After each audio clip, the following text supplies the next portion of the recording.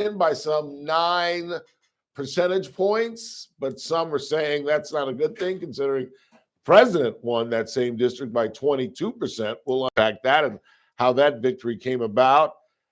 And more evidence came out in the Luigi Mangione hearing on whether or not to allow the evidence that was discovered when he was arrested in an Altoona McDonald's in Altoona, PA. We'll get into that. Nicole Alvarez from the Open Door Network is going to join us. And I'm sorry. Let's do that one more time. Ralph Bailey, introduction, take 2. Nicole Alvarez from Bakersfield College is going to join us and tell us about the first mobile immersion classroom. And then Illene Parra is going to join us in the 5 o'clock hour. She's from the Open Door Network. And it's never really good when either Lauren Skidmore or Illene Parra come to our broadcast, because more than likely that means we're talking about yet another domestic violence case and yet another domestic violence case that ends in murder. We'll talk about that with her. And Powerball is worth $775 million. Have you bought a ticket for tonight? But you will. I don't get it. You have a better chance of being eaten by a shark at Lake Truxton.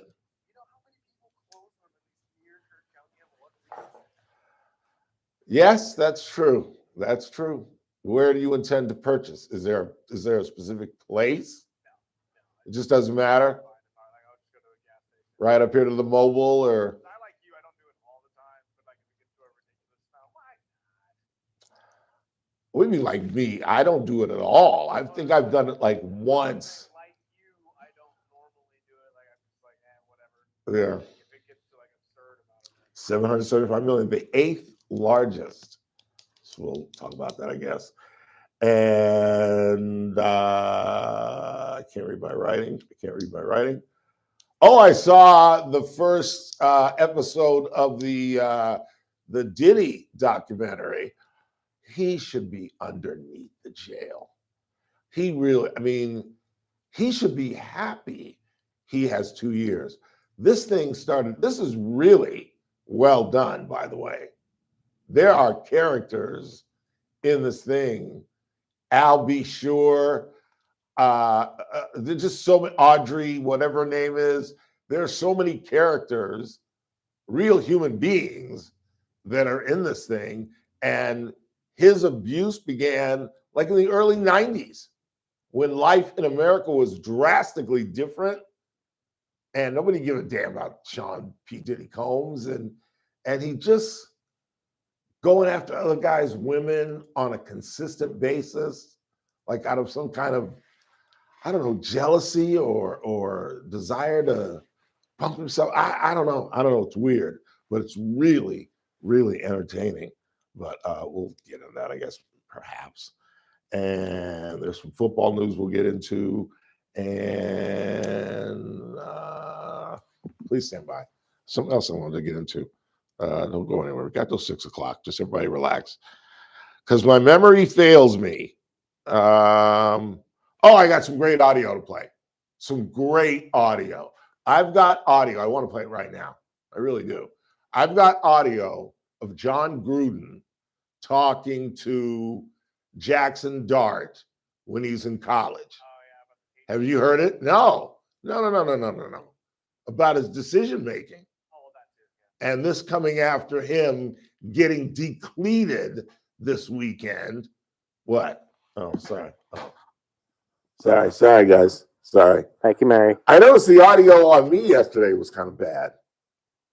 I don't know whether I had it covered up in my jacket or I listened to a little bit of the show last night and the audio was very good. But yeah, it's really good audio where he's like, you're reckless and you're an idiot. You're the only guy on the team that can't play with a sore shoulder. So just knock it off. And he's in college. And he's like, okay, yeah, I will. And then I've got more audio of him over the weekend talking about this is just how I play. It's not soccer. This kid's not going to be in the league for 2 years. They're going to kill him because you don't think other teams are hearing this. Oh, really? Oh, this is how you play, huh? All right. Because, in fact, there's a New York radio talk show host who's insisting that the sideline hit, the decleating, was a cheap shot. And it doesn't even make sense what he says. He's like, it's not a penalty, but 9 out of 10 guys push him out of bounds. Well, so what if 9 out of 10 push him out of bounds? He was in bounds. He's eligible to get hit. And now that everybody knows this is how he plays, guys are going to take shots at him. This guy, he won't be in the league 2-3 years. Really won't. There's no way. You just can't survive those kind of hits. And the other reason you got to hit him is, what about the Mahomes? You know how Mahomes will slow down and then run? Yeah. You know, screw that. If he's in bounds, take his freaking head off. But we begin with Pete Hegseth. You're not going to like me today. You're just not. You're not going to be happy with today's show. Because I just think that the incompetence of this guy is rearing its ugly head again. And now, I didn't even know this when we started talking about him yesterday, that apparently, according to Rand Paul and other Republicans, they're on him because apparently he changed his story. Here's Kentucky Senator Rand Paul. Do we think there's any chance that on Sunday, the Secretary of the Defense did not know there had been a second strike? Oh, that wasn't it.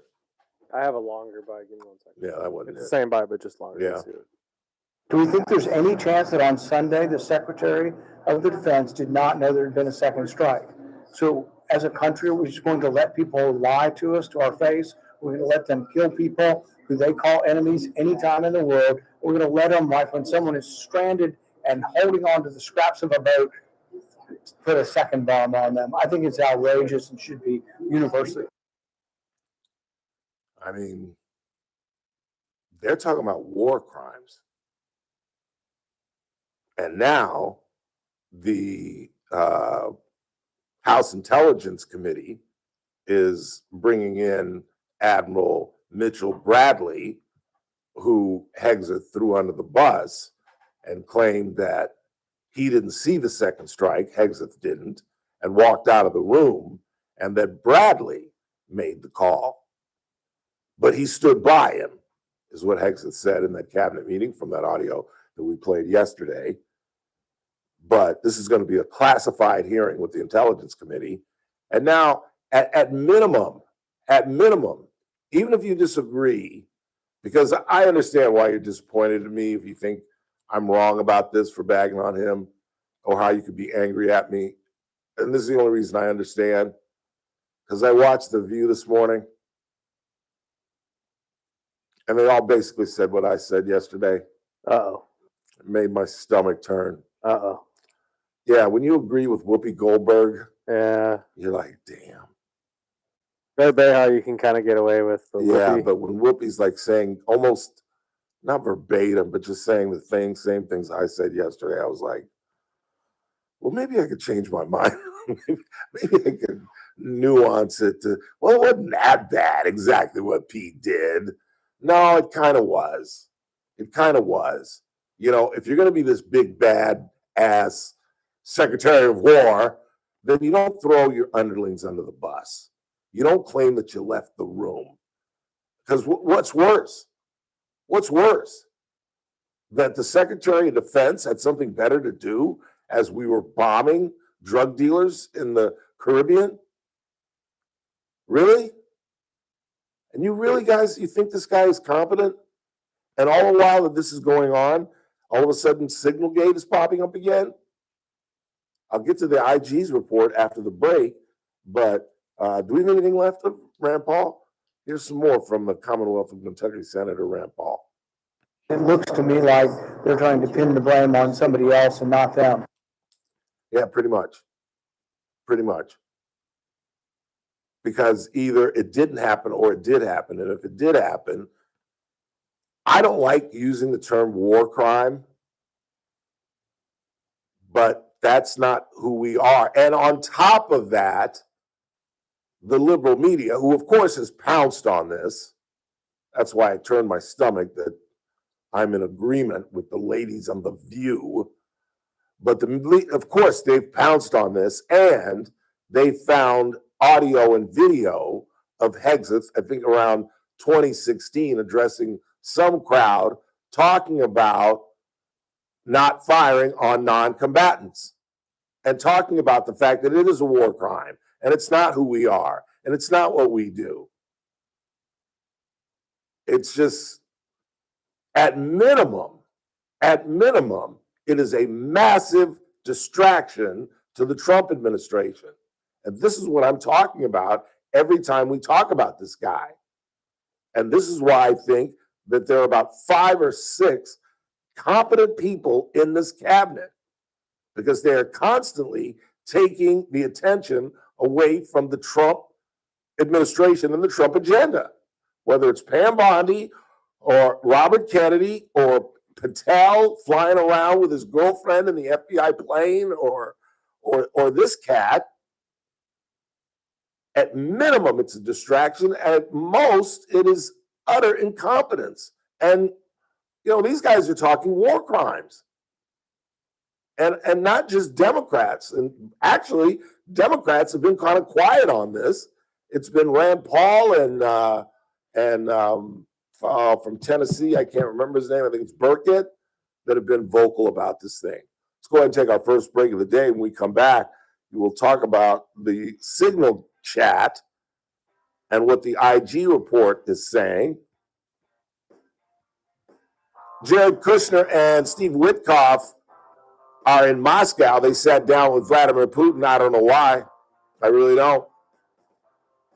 I don't understand what they're trying to accomplish. I guess diplomacy and sitting down and talking is always best, but that man does not want peace. He wants peace, all right. He wants the other piece of Ukraine. It's what he wants. That 80%. And all we discovered, well, we'll get into it in just a second. And I'll give you the latest on Luigi Mangione. His hearing is continuing to go on. A police officer testified today, the first officer that came in contact with him at that Altoona McDonald's.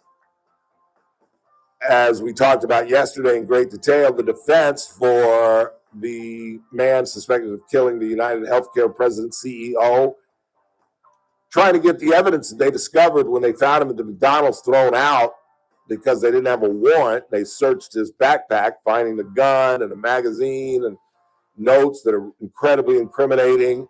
They didn't Mirandize him, but as Teresa Goldner told us, and I think we'll hear from Teresa as well, from her interview from Tuesday, live from New York City, there's no way a judge is going to throw this stuff out, but the trial or the hearing goes on. We'll get into that. Howard Marcus at 4 o'clock, Nicole Alvarez from Bakersfield College, and Eileen Parra from the Open Door Network in the 5. You're listening to The Ralph Bailey Show on News Talk 96.1 and AM 1180 KERN. We're streaming live at kernradio.com. Wow, it's actually warm in here. News Talk 96.1 and AM 1180 KERN.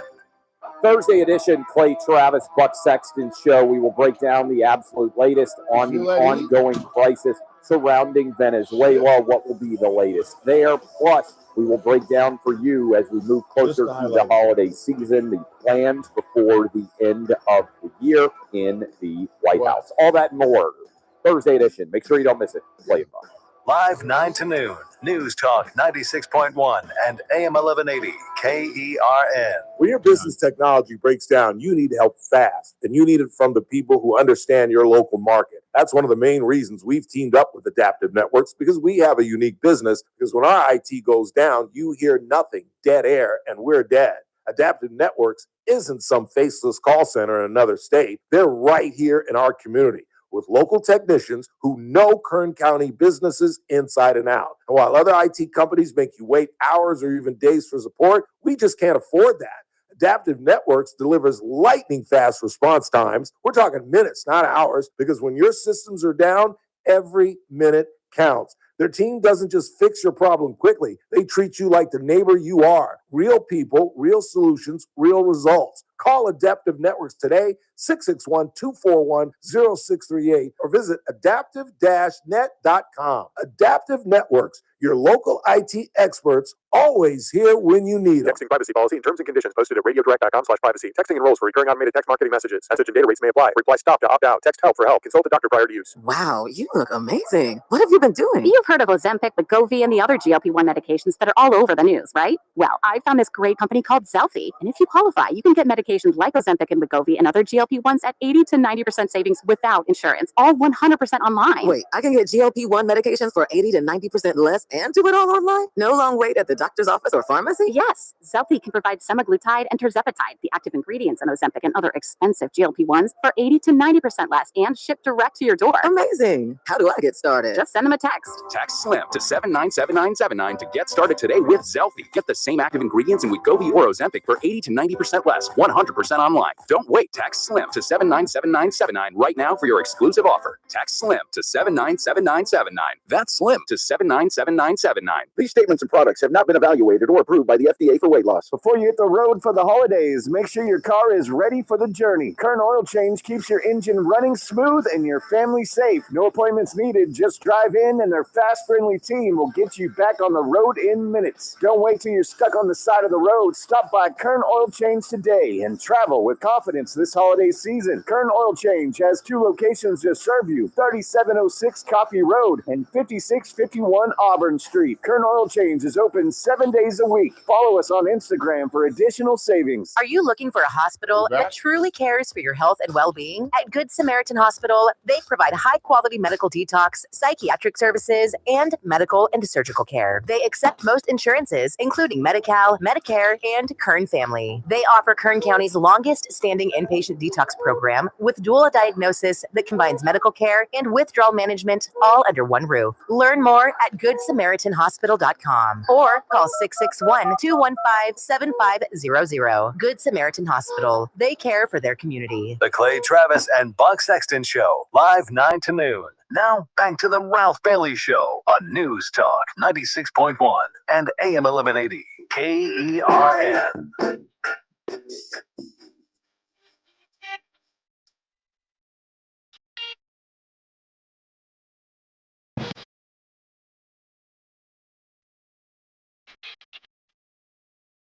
In my haste, I picked up somebody else's coffee cup.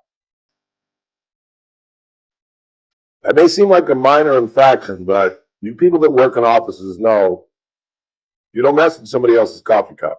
It's true. I know I'm not happy. Huh? I believe you have messed up and used that one in the past. No, I've not. I've never used this one because it's much, much deeper than mine. And I thought the coffee machine was broken because it's only half a cup. And I was like, I only got half a cup. And I was like, oh no, this isn't my cup. It's a much bigger cup. No, I've never used this one. Whose is it? Do you know? I have no idea. It has toxic on it. Carson Luter's feet. So, this is why I know you don't. We've had this conversation What? before. What? Used that cup before. We've had this I conversation. have not. I swear you have. Well, maybe once. No, I have not. I don't think I ever have. I really don't. Why? Because I asked the same question. Yeah, It was I'm pretty toxic. sure we had this exact conversation when you picked it up and said toxic, and then we got on the conversation of Britney Spears because of the song Toxic and et cetera, et cetera. Well, it's the same color as mine. It's just bigger. Oh, I get you. And I had my back. Plus, I had to make a sandwich. We had our Christmas party today. That I wasn't available for. But so there's all kind of lunch meats in there. I was making a sandwich. And all my haste, I forgot to pick the right coffee cup. Matt Van Epps won in Tennessee, the Republican, as per my prediction.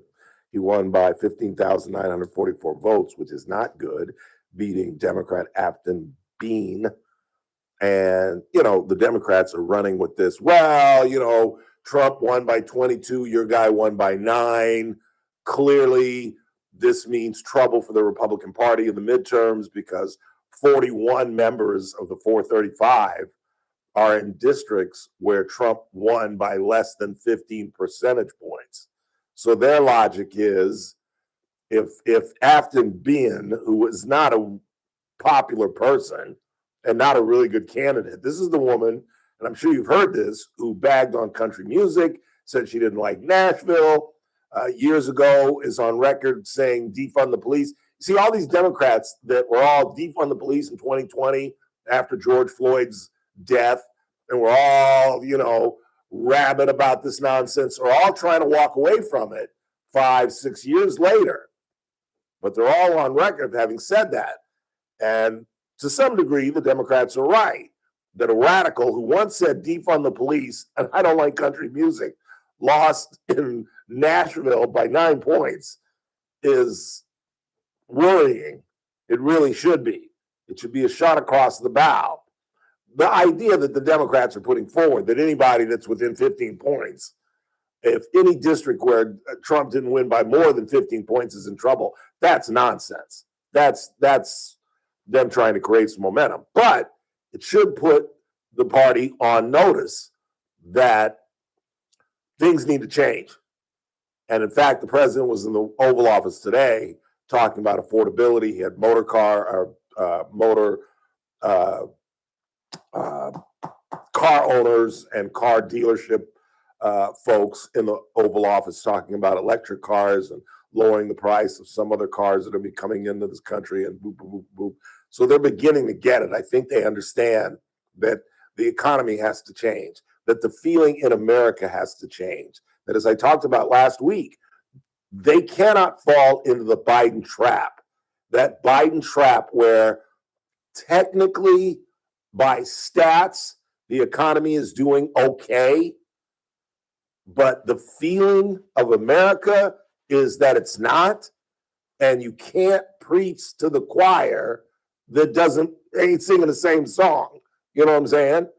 And what's crazy, we're going to talk about this in great detail tomorrow with Daniel Petrie, is over this last holiday, over the Thanksgiving Day holiday, Black Friday and Cyber Monday spending, out of the roof, record numbers. And yet everybody's living check to check, supposedly. Nobody can come up with $1,000 on demand. And yet I think on Black Friday, spending was up like 14, 15%, spending billions of dollars. Still doesn't erase the fact that the majority of the country feels like they're behind the 8 ball and the prices are going up, even though a lot of prices are going down, particularly in energy and gas. Take a quick time out. Luigi Mangione was back in a New York courtroom trying to get evidence thrown out. We'll talk about that. And then Howard Marcus joins us at the top of the hour. News Talk 96.1 and AM 1180 KERN. With SLN News, I'm Keith Peters in Washington. The University of Oklahoma instructor has been placed on leave after a student complained about receiving a failing grade on a paper. The student, Samantha Fulnecke, argued that her paper, which used the Bible to claim that belief in multiple genders is demonic, was unfairly graded. This incident is part of a broader debate over academic freedom on college campuses. The university stated that the grade won't affect Fulnecke's academic standing. Israel has launched an airstrike in southern Gaza in retaliation for an attack by militants earlier in the day that wounded 5 Israeli soldiers. Where's that from? Israel also has received remains in Gaza of a possible hostage and says it will begin allowing Palestinians to leave the war-torn territory through a border crossing with Egypt. More details at slnnews.com. News Talk 96.1 and AM 1180 KERN. From the KERN Newsroom, your live and local news update on News Talk 96.1 and AM 1180 KERN. If you see police on Castle Carey Drive today, they're out there searching for 33-year-old Kimberly Grinder. and her son, 6-year-old Adam Verdon Jr., both missing since Monday night. You are asked to be on the lookout for them, and they may be in a tan 2003 GMC Sierra. A new police station is being considered by the city council in McFarland today. That would mean the cops would have a place of their own outside of City Hall if it is approved. The cost will be about $9.5 million.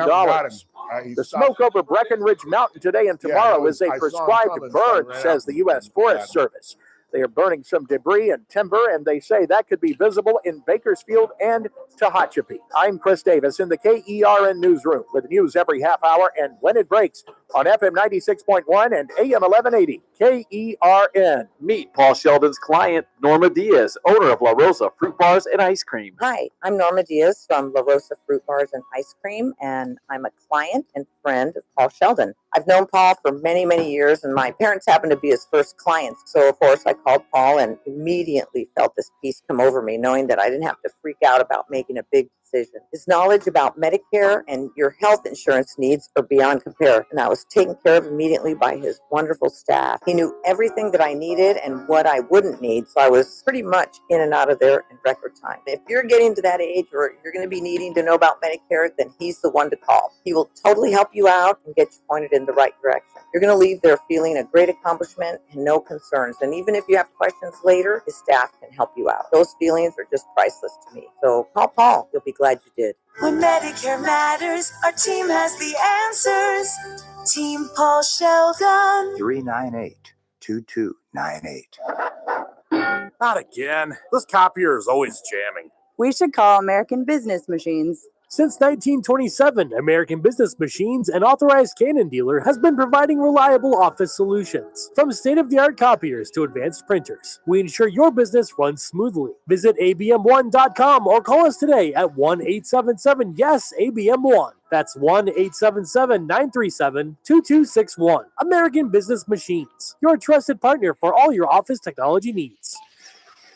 On the next Armstrong and Getty show, why are some of our top researchers actually working with the Chinese communists? How stupid are we? Plus, American social media use this year. Who's looking at what? Is the Christmas shopping season off to a hot start? We've got a new economic number that's about to drop, and all the updates on the news of the day on the next Armstrong and Getty show.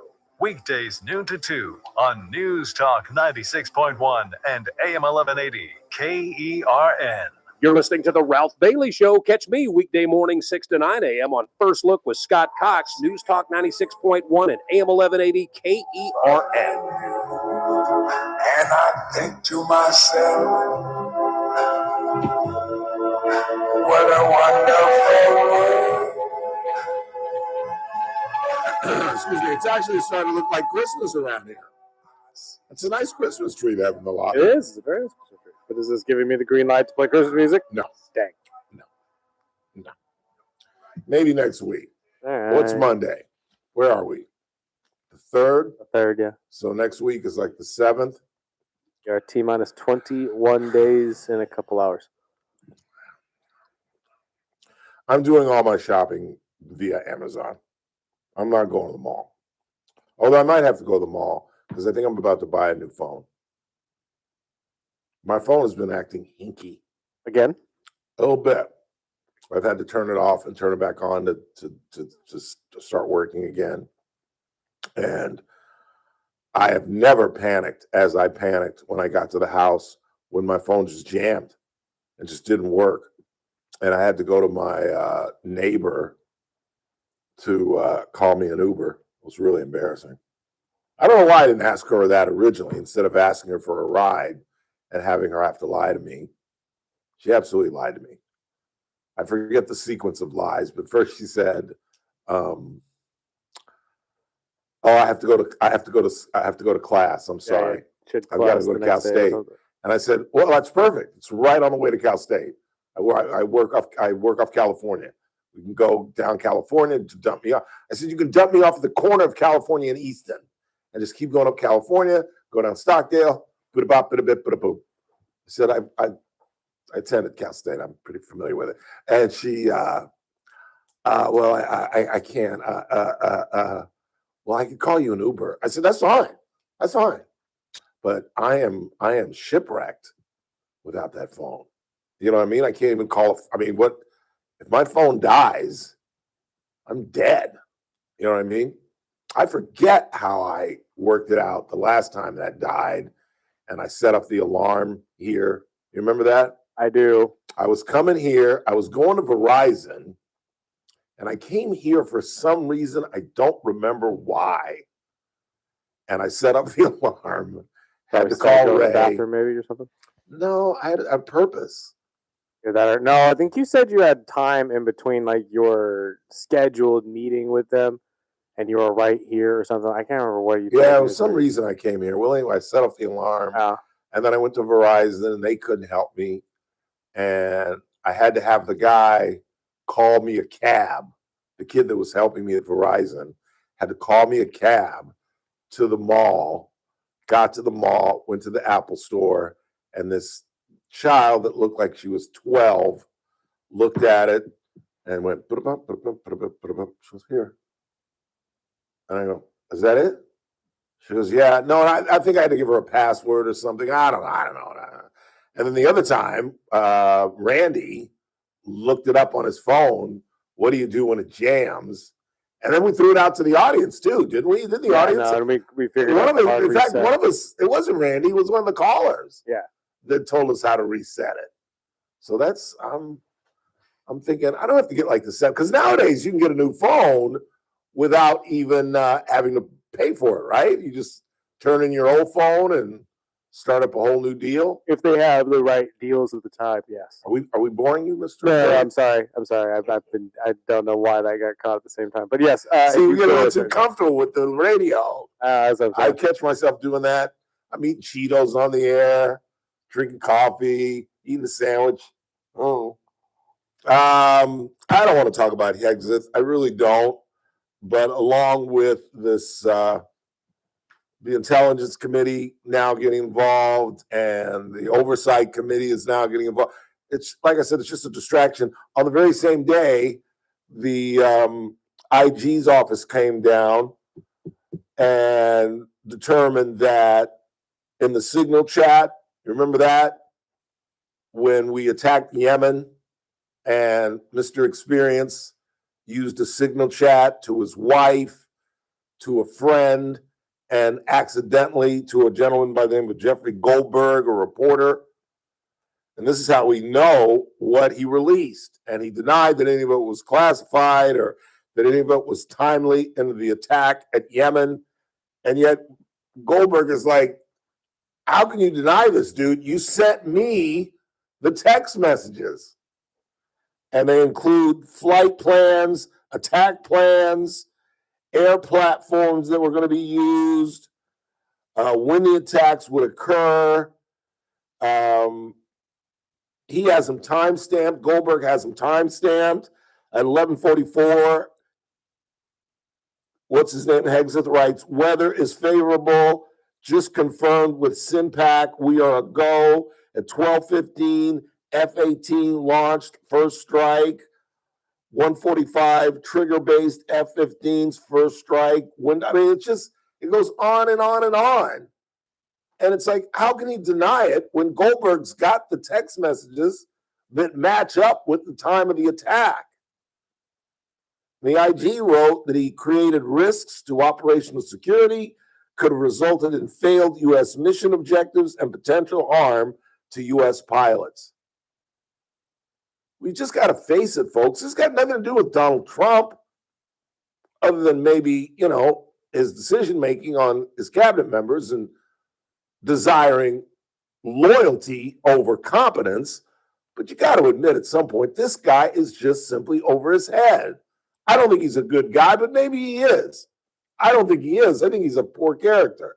The stories of him being a drunk and being ran off of a stage at a strip club and had to be helped to his room several times by fellow employees. We knew this guy was going to be a nightmare going into this. We truly did. And now he's under investigation on two separate deals, one involving potential war crimes. At some point, they've just got to let him go. They just have to. And now they've got tapes, and they're going to run this up the yazoo. If you have not seen it already, you will. They've got tapes of him addressing some crowd back in 2016, extolling the virtue of America and how our morality don't allow us to fight non-combatants or fire on people who are unarmed or not part of the fight, blah, blah, blah, which is absolutely contrary to what he is saying when he threw Mitch Bradley under the bus, the admiral who's going to go at a classified hearing tomorrow, where he said it was absolutely justified, even though I didn't see it. I had something better to do than to watch the completion of an airstrike. The airstrike's not done. Well, I got a meeting. I got to go. Come on, man. And if it was the right thing to do, then why bring up the admiral? That's my question. Why bring him up? If you all were good with this, because Trump walked away from it immediately. We had audio from Monday on Air Force One. Trump saying, didn't know about it.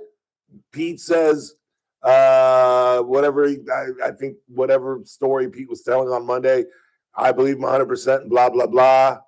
But if it was kosher, and this is what you're wanting to do, then why not from the get-go say, I am in command, I am the head of the department, I made the call. You don't have to look any further than right here. The buck stops with Pete exit. But it doesn't.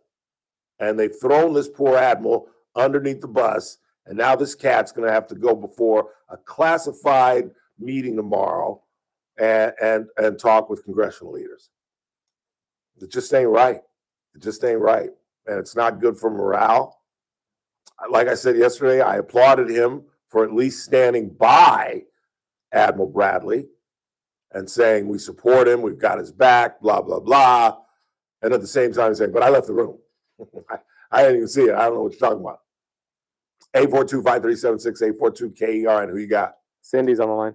Cindy, you're on the Ralph Bailey Show. Hello, Ralph. Long time no hear, Cindy. Where have you been? Where have you been hiding? I've been out relaxing, going to the casino, staying out of trouble. You know how it is. Really? Going to Hard Rock? Yeah. Playing what?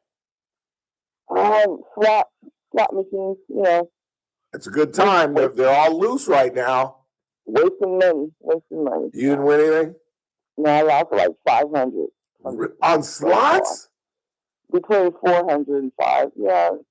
But it was on 2 different visits, though. It wasn't like it was the same visit. No, but still, just pouring 500 bones into a machine. See, that's why, at least with cards, you have a chance to win. Yeah. Yes, Cindy, how can I help you? I was calling because to let you know that I agree with you 100%. Oh, see, now I know I'm screwed. Now I just know I'm, Lord. On this Pete Hexit thing, because speaking of stomach turning, I mean, you and the View is one thing, but he has me out here agreeing with Rand Paul and Marjorie Taylor Greene. That really turned my stomach. But right is right, you know, right is right. And yes, he is incompetent, and he needs to go. And this is just ridiculous. You know, it speaks to incompetence. It speaks to Trump not picking the right people. But that's no surprise, as you well know. You know, everyone from Fox News. You know, just beauty queens with no common sense, just for the looks. You know, it's just making America look bad. You know. Are you trying to ruin my career, Cindy? I'm agreeing with you. See, I know. And that's ruining my career. Right. I'm helping your career. No, you're not. I'm helping the You and Whoopi and Sonny Hostin are killing me. I knew you were going to say that, but sometimes, Ralph, you have to speak truth to people who don't want to hear it sometimes. I mean, I do it all the time. You get used to it, you know? Yeah, okay. Let's change the channel. All right. Have a wonderful Christmas, Cindy. Always good to hear from you. All right. Take care. You too. Bye. Okay. Bye. That was abnormal.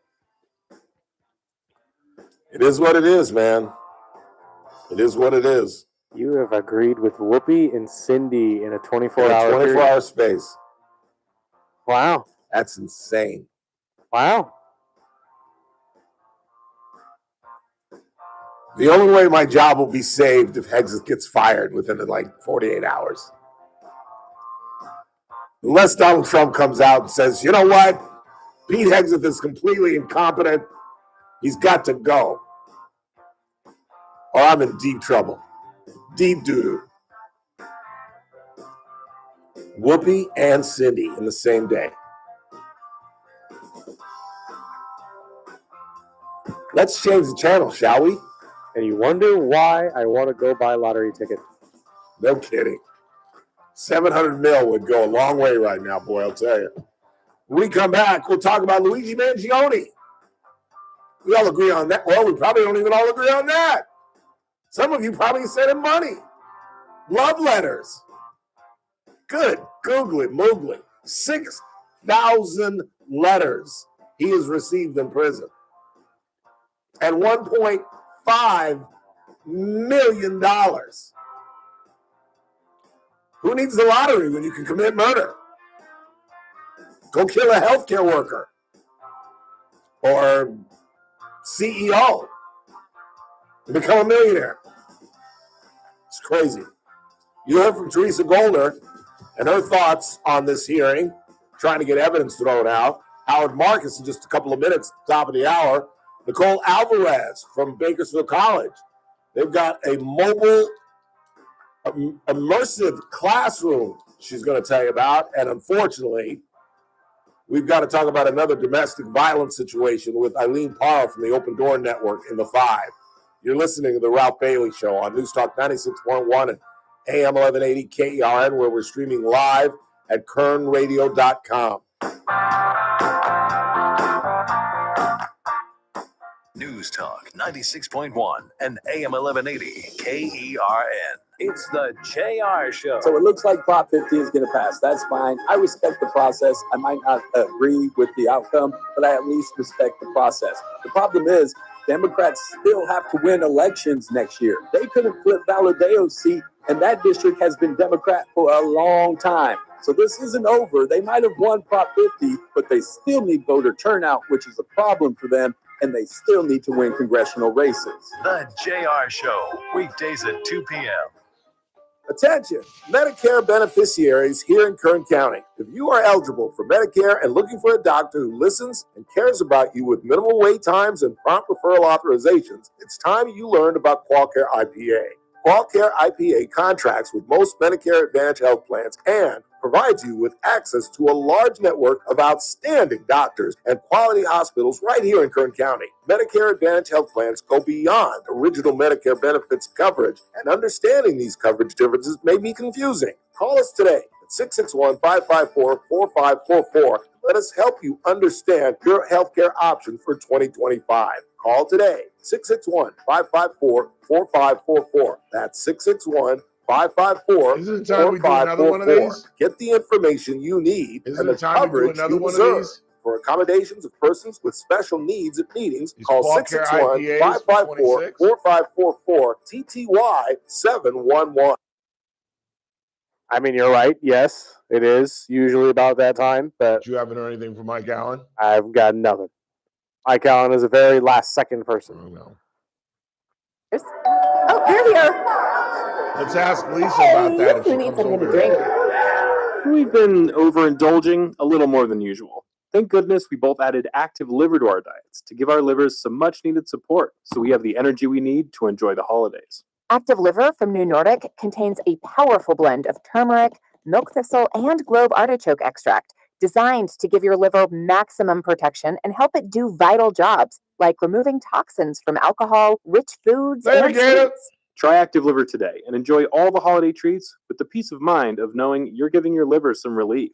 Find Active Liver online at Amazon, Vitacost.com, or iHerb.com. Or pick it up today at CVS, Meijer Grocery, or ShopRite. Enjoy life to the fullest with Active Liver. We all hear the radio ads about the IRS. They tell you to be afraid, to be scared, and they try to frighten you into calling. I'm not here to do that. Tax Relief Advocates is different. TRA is here to tell you that if you owe money to the IRS, whether it's $5,000, $50,000, or $500,000, we have a solution. It doesn't matter if you're sitting in your car, at work, or with your kids. No matter where you are, call now. 800-575-1783. Don't lose hope. TRA can eliminate or reduce what you owe to the IRS. Generous programs are now available that can give you a fresh start. Our passion is taxes and helping individuals fix their IRS problems. We have over 1,000 5-star reviews on Google and an A+ with the Better Business Bureau. You don't need to be afraid of the IRS any longer. End your tax nightmare today by visiting us online at TRA.com or call 800-575-1783. That's 800-575-1783. Tax Relief Advocates. Real solutions for real people. Must qualify for enrollment. Results may vary. I'm JR Flores. Catch my show, The JR Show, weekdays at 2 p.m. Now, back to the Ralph Bailey Show on News Talk 96.1 and AM 1180 KERN.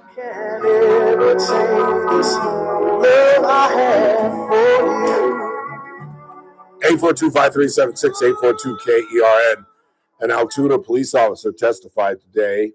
He was the first officer to contact Luigi Mangione in the McDonald's back in March, and he thought it was a joke. It all began with several of the customers going to the manager at the McDonald's because, as I'm sure you've seen the video, Mangione had a mask on. He's sitting in the corner, had a computer, was eating some hash browns, actually. And they went to the manager. The manager called the dispatch and said, we've got some really concerned customers who truly believe that the New York shooter is in our McDonald's. So they call this Altoona cop, and he's like, yeah, okay, I'll check it out. Right. And he said he walked in, and he said as soon as he saw him, he knew it was him. He could tell by the eyebrows, and he said once he lowered his mask, there was no question about it. He said, and he knew as a cop, just based on his behavior, he said all of a sudden he started shaking. He was acting extremely nervous.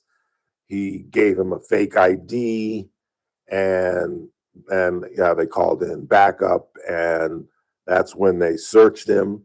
And this is what this hearing is all about, because the defense is trying to say that they did not have a warrant to search his backpack, which held the gun that he used against the United Healthcare CEO, shot him in the back early morning in New York City, had notes that are incredibly incriminating.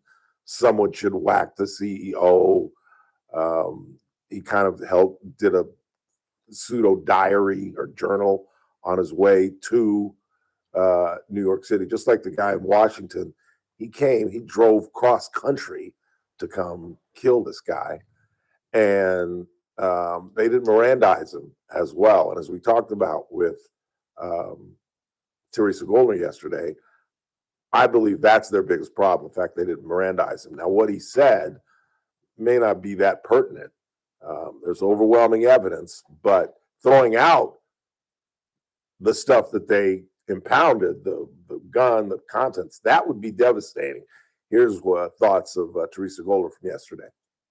The issue with the backpack search, I agree with you, because I think that there's a very strong argument to be made, and I think it's a winning argument on behalf of the prosecution, that once they have the backpack, I mean, the backpack was made, they grabbed it, they seized it incident to an arrest. And you can it's totally legal to do a search incident to a valid arrest. So that's one theory that they have, that they can say, and everything in the backpack stays in. Right. And then there's a lot of other theories too. For example, you can do an inventory search. You know, when you to look at an inventory around what's around you when you stop somebody and you arrest them, of course. And then you can also there's something called the doctrine of inevitable discovery in criminal law, which means that if it's something that you would have got anyway through lawful means, the court is not going to exclude it from evidence. Yeah, what is a judge expecting the police to do? Because as we discovered, he had a knife on him. So you've got to pat him down. You can't throw him in a police car with a knife on him. And what, they were just going to take the backpack and what? Do what with it? They were going to impound it anyway. It's going to be police property. So they were going to discover it anyway. And on top of all this, their best defense, the prosecutions, will be for public safety. They had a responsibility to those people in the McDonald's and of the officers. What if there's a bomb in that backpack? They don't know what's in that backpack. And let's remember, this isn't some common arrest. This is the end of a 5-day manhunt for a wanton killer who they had pictures of, clear pictures of, a trail of pictures from his travels to New York City. They had him coming in and out of stores. They had him stalking Brian, the man that he shot. And so it would have been negligent of the cops not to search him and the backpack. I asked Teresa, is there a human factor in this? The fact that we did see his face so often, we did actually see him pull the weapon and shoot the man in the back. Here's what Teresa had to say. Judges have to set aside all that stuff and be objective. So I'm going to say no, Ralph, on that one. And it's just like doctors can be, just like a doctor can be objective when he's operating on somebody. Judges are supposed to be objective too. But here you brought up the news media. Yeah. The news media and the coverage of this has played a big part in these suppression hearings because they're saying that the media coverage is part of what gave the officers probable cause to go in and see him and talk to him and ask him the questions that they asked him. Oh, Lord. Yeah. There's no way they throw it out. No way in the world. And the biggest question at this point with Mangione is, does he face state charges or federal charges? And you're saying, well, what's the difference? Well, state charges in New York, there is no death penalty. He'd do 15 to 20 years. He's a young man. He'd be younger than me when he'd get out of jail. He'd be what? Let's find out. Hey, Siri, how old is Luigi Mangione? He's 27. So he'd be what, 37? He'd be 43, 44, maybe 45 years old. But if he's charged by Janine Pirro and the federal government, he faces the death penalty. Gargantuan difference. And if I know the Trump administration, they're going to file federal charges on this kid because he traveled across state lines with the murder weapon. So they have absolute right to file federal charges. We'll talk about that again next Tuesday with Teresa Goldner, live from her Brooklyn Heights apartment. You seen some of those pictures she's been sending? I have seen a couple of them. Just a snuggly little place in New York, huh? Good googling, boogling. Howard Marcus joins us next.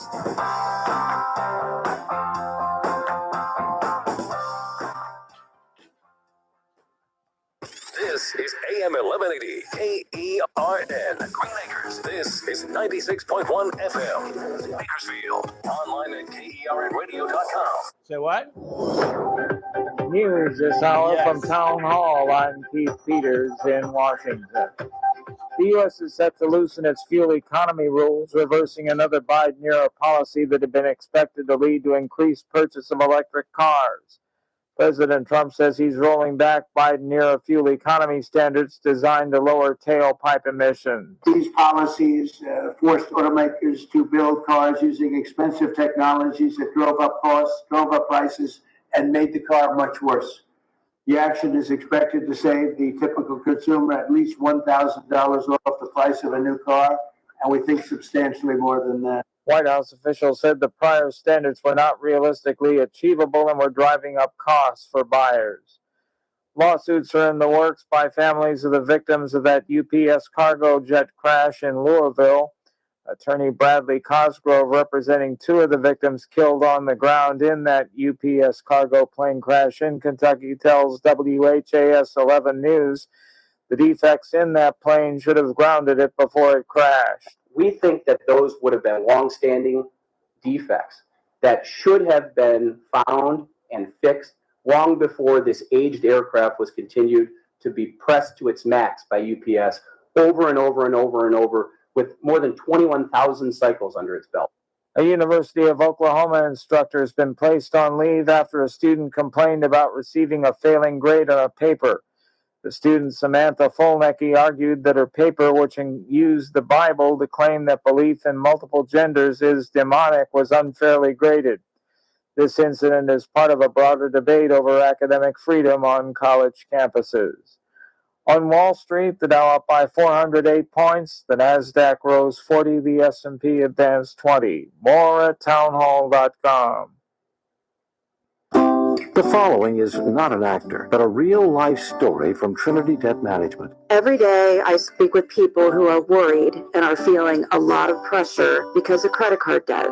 That's why I'm very proud of what we do at Trinity. We just help. We give people the support they need, along with a real plan to become debt-free. Credit card bills are consolidated into a single monthly payment that is much less than what they were paying before. Most of our members end up saving thousands and even may improve their credit scores by as much as 200 points. I know from the bottom of my heart that I'm making a difference in the lives of the people we help. It just makes me really happy. If credit card debt has you down, call Trinity at 1-800-990-6976. My name is Julie, and I'm a Trinity counselor. Call me and become debt-free for keeps. 1-800-990-6976. From the KERN Newsroom, your live and local news update on News Talk 96.1 and AM 1180 KERN. Strangled and found inside a burning trailer. I'm Chris Davis. If you've been keeping up with the story of 62-year-old Roxana Joe Kelly, who was found dead inside a trailer at the Superior Mobile Home Park on State Road back on August 8th, newly released court documents say the woman was found with a rope around her neck, the same kind of rope found in the garage belonging to 41-year-old Daniel Graham and 42-year-old Misha Allen, who are charged with the killing. KGET reports an associate of Allen's overheard her saying Graham was going to whack Kelly. The couple are due back in court on the 18th. A woman and her 6-year-old son are missing on Castle Carey Drive. Bakersfield PD says 33-year-old Kimberly Grinder and her son Adam Verdon Jr. were last seen Monday night about 8. They are asking for tips if you know anything.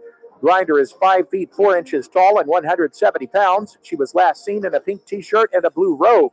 Her son is 4 feet and 70 pounds and was last seen wearing a long-sleeve maroon shirt, tan pants, and sandals. They could be in a 2003 tan GMC Sierra. A new police station could be built in McFarland, and today the city council is considering whether to give the go-ahead for that project. The new place would be a nearly 12,000 square foot facility with temporary holding cells and space for an emergency operations center and a community center, and would cost about $9.5 million. If you see smoke on or near Breckenridge Mountain today and tomorrow, the Forest Service says they are having a prescribed burn going on there. They are burning about 5 acres worth of timber and debris, and that smoke is expected to be visible in Bakersfield and Tehachapi. I'm Chris Davis in the KERN Newsroom with news every half hour or when it breaks on FM 96.1 and AM 1180 KERN. What do you think? This is the Army where you shoot them a mile away? You got to get up close like this little thing. You blow their brains all over your nice Ivy League suit. It's the Ralph Bailey Show on News Talk 96.1 and AM 1180 KERN. Now make sure you leave the house when you make the call. You understand me? You hear me? Call from an outside line. I mean it. Call in or text to 661-842-KERN. That's 661-842-5376. Listen live at KERNradio.com. Now, the host you've been waiting all day for. Live from the KERN studio, here's Ralph Bailey. Hour 2 of the broadcast on this 3rd day of December. My very first girlfriend's birthday. Constance Irene Tsoulis. who would be 61 years old. Can you believe that? Met her when I was in 8th grade. She was in 7th grade. We were on the same bus together. And then she became a cheerleader on our flag football team. And so then we started spending a lot of time together on the team bus, along with the bus to school every day. Her sister Christina was in my class. She was a year older than her younger sister. And oddly enough, I'm still in contact with her older sister Christina, because she's involved with the alumni group.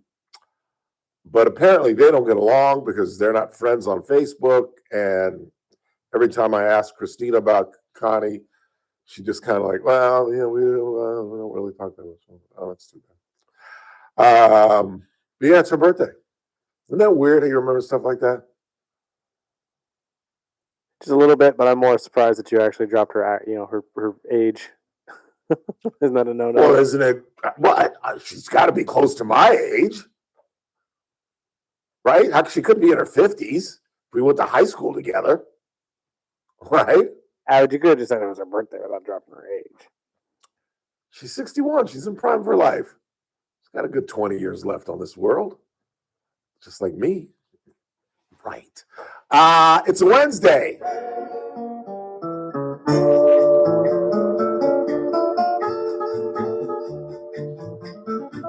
When the river starts to play, dance with me, make me sway, like the lazy ocean hugs the shore, hold me close, waving on. Howard Marcus!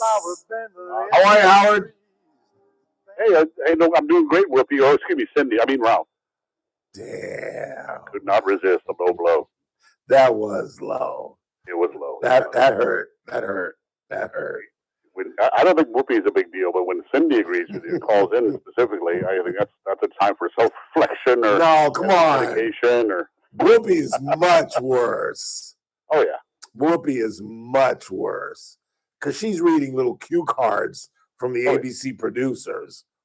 Yeah, I was I'm just like, they haven't toned that back with all the after the cancellations of Facebook's go Jimmy Kimmel and. Well, I haven't talked about this, but there's rumors that ABC is getting sick and tired of her, and it started with the whole argument she got into with Alyssa Farrah Griffith that you guys don't know about because y'all don't watch the show. But Alyssa Farrah Griffith was talking about the Palestinian situation and the Middle East and Iran, and she was saying that it's much worse there, and Whoopi was like, well, it's just as bad here. That one. Remember, yeah, she was saying it's just as bad. Yeah. It's worse for blacks. Worse for blacks here than it is in Iran. And she's like, Whoopi, I can't go outside with my arms showing. Are you kidding me? And she's like, well, and tried to compare black life to Middle Eastern life. And it was just a joke. And then there was a rumor that that this incident where she complained about her financial situation, where she was saying, I got to work too. And I got a woman's making $8 million. She's worth $56 million. And the reports are ABC is sick and tired of her. And they're talking about shaking up that whole cast. Well, look, here's the thing. This kind of talk shows, just like late night comedy, there's so much media online. It's a dying art form. I mean, Johnny Carson would have a hard time doing today nowadays. And, I don't know about you, but I can't stay up till 1 a.m. to watch, because the Carson show, people don't realize it started, I think, 11:30 after evening news. Randall won, I think, from originally, yeah, and then he cut it down as he got older. He cut it down to an hour. And how do you go to work the next day to get up at 6 or 7 in the morning with a couple hours sleep? Well, it just shows that this is a dying medium anyway. Yeah, I remember staying up in I'm pretty sure high school, and I made allusion to it yesterday out of nowhere. Do you remember Tomorrow with Tom Snyder at 1 o'clock? Oh yeah, I actually remember that show. Yeah, and it was a great show. He was it's amazing he could have interesting guests and yet be so boring personally. I'm not quite sure how that worked. It was an interesting show. He always had provocative guests on. He did. Well, yeah, it's just one of those things where I don't watch The View because I don't need to have a blood pressure check for free every morning. And the reality of it is, I already know their talking points. The thing I thought might have got her in trouble, if you remember correctly, they passed Whoopi a note. She was, after Jimmy Kimmel's, I don't know how to politely say it, after he misspoke on the air about Charlie Kirk, there was some real scrutiny on what they said. And she had something where they tried to pass her a note during the break, and she ripped it up on the air. Really? Yeah, and apparently it was the legal department was telling Whoopi to tone it down. And I don't even remember the specific subject. I don't think it was Charlie Kirk. And she took the piece of paper, looked at it, and ripped it up. And the word was that was legal, saying, "Hey, tone it down," or don't whatever she was talking about, walk it back. And she refused to do so. She stepped into it a couple of times. I would not be. Everybody's replaceable. That's exactly. Exactly. She doesn't have a high. They used to have what's called, or they still do call it the Q factor. Yeah. Likability factor. Tom Selleck had one of the highest ever, by the way, which is what killed Rosie's show when she jumped his butt. But I'm pretty sure her Q factor is not nearly as high as she thinks it is. No, it really isn't. It's very polarized. Either you love her or you hate her. There's not a lot in between. And she's a horrible host. She really is. Well, I watch the show. I know you watch it for the drama, I know. No. I really don't. I watch it, to be honest with you, I shouldn't pull the curtain back, but it helps my broadcast. It's well produced. They come up with good topics. Right. Now, their takes are ridiculous, but they come up with good topics, and it just kind of reinforces what I'm doing, because by 10 o'clock, I pretty much figured out what I'm going to do. But just in case I miss something national, it's a like, for example, Stephen A. Smith's going to be on tomorrow. It's a well-produced show. Yeah, well, they look at the budget. It's got has a pretty big budget. Yeah, they're under the ABC. They're under the ABC News umbrella. Right, exactly. I just think they're starting. You're seeing it fragmenting with MSNBC, with it's becoming MS Now, which as if it's going to rebrand and change. You're just seeing a shrinking of the news, and coupled with the obviously biased news in general. Left of center, and people figuring it out, and obviously having it called out. Just as the Secretary of Treasury just did it in a format by the New York Times. People figure it out. Yeah. And I think you're just seeing, and there's so many alternatives that are viable, not only online, but on cable, that you don't have to be locked into the big three. And I don't think, and their viewership, if you probably counted their viewership at a prime show like that against, say, 20 years ago, the numbers would be staggeringly different. Yeah. Nobody gets big numbers anymore on television. No. Nobody. Well, thousands of channels. There's so many niche channels. I'm stunned when I look at Pluto. They have 1,100 channels all for free. And it'll be like one show. I just pick on it like a Columbo, say. It runs 24/7. Just really? Columbo. Oh, yeah. Hundreds of those things. So if you're into one thing, you'll find it somewhere. Yeah. And that's what people are doing. That's exactly what people are doing. You're seeing a complete transformation of just the news media and news in general. Just the information highway is just completely changed. Yeah. So what do you make of Matt Van Epps' victory in the Tennessee 7th? He won. He's a Republican. Won by 9 in a district that Trump won by 22. Is that cause for concern? No. Well, I like his quote, "A win is a win." Because what you had happening is if she won, the Democrats would be trumpeting how this is a sea change idea. Oh, yeah. She lost, and they're saying, well, this is just a wake-up call. And they go, no, she lost, guys. And she ran, a good chunk of her district is really liberal as far as Tennessee goes. And that's where she carried it. That's the one district she carried out of that whole area. And she lost. And it didn't help that she made insane statements and alienated anybody who was in the middle of the road or undecided. Yeah. Yeah. She lost. That's all I care about. You can run Monday morning quarterback. You can throw each other under the bus. But the reality is, if she had won, that would be a real cause for concern. She didn't win. Yeah. Period. End of story.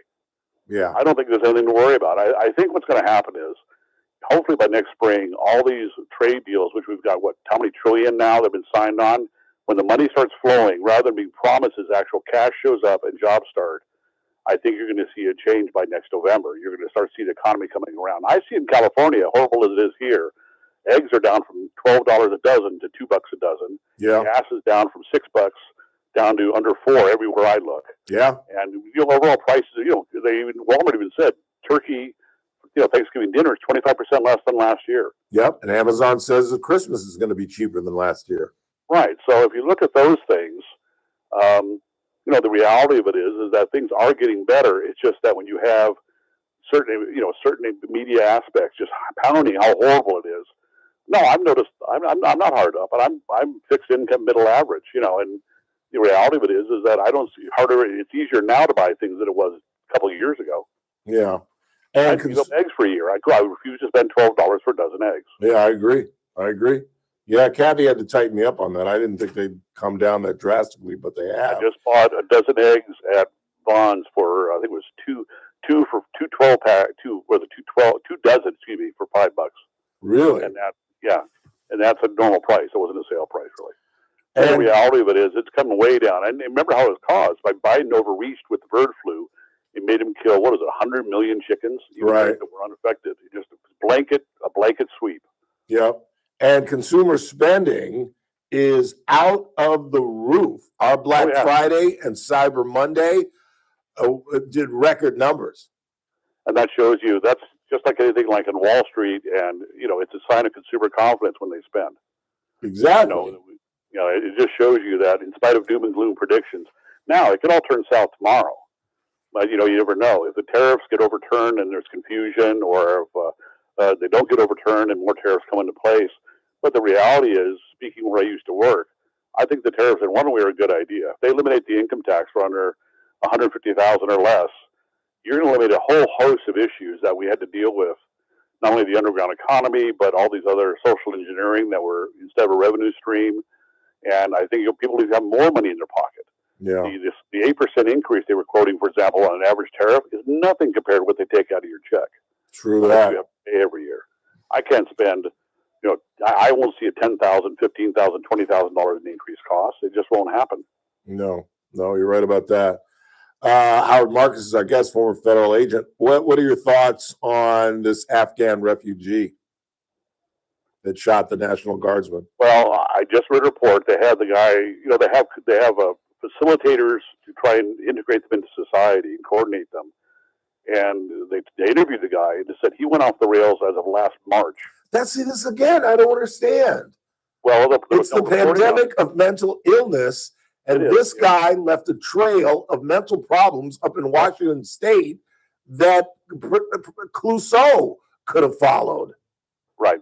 Yeah, he did this cross-country trip apparently several times. He said his kids were coming to school that he was wearing the same clothes for weeks.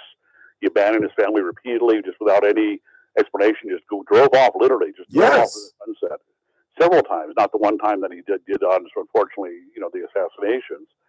And here's the problem we've got, and it's always a fine line. And this really comes back to what they call the red flag laws. They're very hesitant to just say, hey, this guy might be dangerous without a basis. The guy there was no reports of violent threats. There was no complaints of firearm usage or acquisition. And in fact, the guy said when he saw him, he was playing with his sons very gently in between these episodes. So obviously he was having a breakdown, but not a continuous one. Episodes, I would guess. Right. At what point do you intercede, and then you have the constitutional issues? And you can only hold them. You can only hold them for 72 hours. Right. Well, remember, we got rid of, in the 70s, we got rid of having people basically put away in what we call insane asylums, institutions permanently or long term, under the idea that we're giving them more freedom. So instead, now they're dying on the streets. Yeah. And the reality of it is, if you go to 3B, like you're talking about, it's a 72-hour hold. And I'm pretty sure it has to be pretty extreme to even get you put in there. Yeah. You have to demonstrate that you are a danger to yourself or to others. Correct. And that's a high threshold. It is. And maybe it should be. Because out of the cases that make the news like this, it's still a tiny, tiny percentage of people, even that are mentally ill, that actually go out and commit such a horrendous act. And so the question is, do you want to really restrict people's constitutional civil rights on the possibility that at some point in the future they may do something? And I don't have an easy answer for that. Even the red flag laws get so expanded now. They used to have to go to family members. Then it was coworkers. Now the district attorney in California, without any input from family members, can designate you a red flag risk. Yeah. That was just passed. And it can't easily be abused. I knew there was a kid in our neighborhood who just didn't get along with his mother. And his mother called a local psychiatrist, and they had him locked up in a little mental health facility for about 72 hours. That's how I knew they could only hold you for 72 hours, because he was out. And kid never spoke to his mother again. Never spoke to his mother again. But it was probably necessary. That's the sad part. But the reality of it is, no, it wasn't. That's what I'm saying. It was completely unjustified. The kid was a problem kid, but he was a typical kid. He was smoking weed and staying out at night and doing this kind of stuff. He was, but it wasn't anything. It wasn't anything. What was that? I'm kidding. I thought you just described my teenage years, 40 years. Mine too. Mine too. Through that phase. That's what I'm saying. That's why it's like a slippery slope. It's like, do you really want to make it that easy? Where if it's just a familial problem, you can lock some kid up. But at the same time, we have a mental health pandemic. We're going to talk with the folks from Open Door Network in the 5 o'clock hour, but it's a domestic violence situation, where this guy shot his wife in front of his kids. Oh, I just read the further report. The real tragedy is not only was they there, but the son apparently disarmed the father's handgun, so he grabbed an AR-15 and shot her several times. I just literally read that article about the one you're talking about. So the son not only has the trauma of his wife, his mother being murdered in front of him, he had the trauma of trying to stop his father being failing. Right, and he'll live with that for the rest of his life. Yep. And he's an orphan. Yeah, and he's an orphan. But these are, people can remember, these are extremely rare circumstances. I just saw a report that as far as what they call quote-unquote mass shootings, 2025 was the lowest on record for those. They're declining, but the problem is they all make the news, as they should, because they're all tragic. But to paint the picture that for the very small amount of these shootings that we restrict the rights of everybody, or let the government decide if you're a threat, because that's what's happening. Like the case you just cited where the kid, there was no basis for him. Well, you let the government decide if you're a risk or not. That's a real slippery slope. Yeah. When you have people in the Biden administration under COVID saying they should forcibly, remember they were going to forcibly, they want to incarcerate people and re-educate them about the COVID. Right. Open call for essentially a concentration camp. And they weren't kidding when they said it. So then, I don't know the easy answer. At what level do you intercede? And in the past, when they've had clear individuals who did threaten violence or had multiple encounters with police, as you remember the shootings in Texas and Florida, the authorities didn't act when they should have acted. Right. So, I don't trust, being with, 30-year law enforcement with the government, I know how inept the government can be. Yeah. That's the horrible problem. It really is. I'll leave you with this. How was your Thanksgiving and how was Mary's health? Well, we didn't do one because she can't eat. I'm not even sure how she's even staying upright. She's basically not able to eat anything at this point. She has the diverticulitis is under control, but she's got another same issue, and so she's got to refer to a GI specialist. And I don't know. So we didn't do anything for Thanksgiving. She can't eat anything. That's horrible. She eats a normal sized sandwich, and she's got violent pain. Really? Oh. Yeah, we don't know what it is. I suspect personally an ulcer. Well, yeah. Where's the ulcer? Something like that. Yeah, that's awful. It is. It's it's something as you age, things prop up you might not have when you're 20. Who are you telling? When you're 20, I didn't have arthritis when I was 20. Who are you telling, brother? Who are you telling? All right. Well, we're praying for you, Mary. Hope you feel better. All right, man. Have a good weekend. We'll talk to you next week. You gonna golf? Hell no. My clubs are in the second bedroom. In this weather, we're in the 50s. Out there in the fog. Yeah, we're in the 50s, man. I'm not even thinking about playing golf. Oh, there you go. I shot ski this morning. It was absolutely freezing. Yeah, I can't do it. Can't do it. It's hard enough to get out of bed. Just catch up on your fun time. Yeah, exactly. All right, Howard. Have a good weekend. All right. I will talk to you next week. Howard Marcus. Quick break. Read a couple text messages. And then Nicole Alvarez will join us, I believe, live in studio. Pretty certain. And then 5 o'clock, Illene Parra from the Open Door Network. Again, as I just mentioned, we'll talk about another case of domestic violence, this one again ending in murder, and another case where a young woman brilliantly went on the lam and was followed by her estranged boyfriend or husband and went to the Wasco Police Department. A brilliant move on that young woman's part. Might have saved her life. In the meantime, you're listening to The Ralph Bailey Show on Newstalk 96.1 and AM 1180 KERN. We're streaming live at kernradio.com.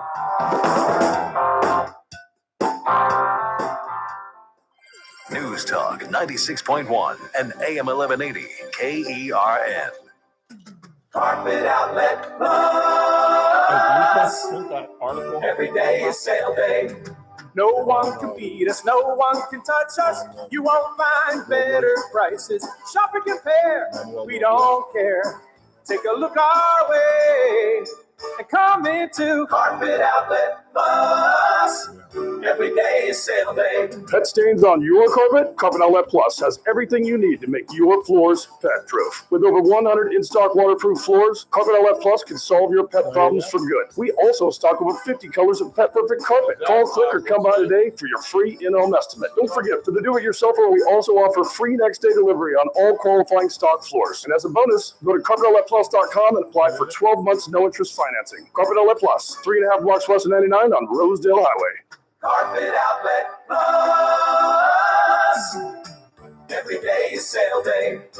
$5,000. That's the average amount of money people in the U.S. are now spending on gas in a year. $5,000. That's crazy. If you drive, you have to download Upside, the free app that gives you cash back every time you get gas. That's right. You can earn real cash back with Upside just by buying the gas you're already buying. You can literally start earning cash back today. I use Upside every time I fill up, and I've already made around $300. You're putting gas in your car anyway. Why not get real cash back? If you like free money, download Upside. Saving the cash I earn from using Upside to help pay for a vacation later this year. Download the free Upside app now to earn cash back every time you buy gas. Use promo code QUICK to get an extra 25 cents per gallon on your first tank. You can cash out anytime right to your bank, PayPal, or a gift card for Amazon and other brands. Just download the free Upside app and use promo code QUICK for a 25 cents per gallon bonus on your first tank. That's code QUICK for a 25 cents per gallon bonus. On the next Armstrong and Getty show, why are some of our top researchers actually working with the Chinese communists? How stupid are we? Plus, American social media use this year. Who's looking at what? Is the Christmas shopping season off to a hot start? We've got a new economic number that's about to drop, and all the updates on the news of the day on the next Armstrong and Getty show.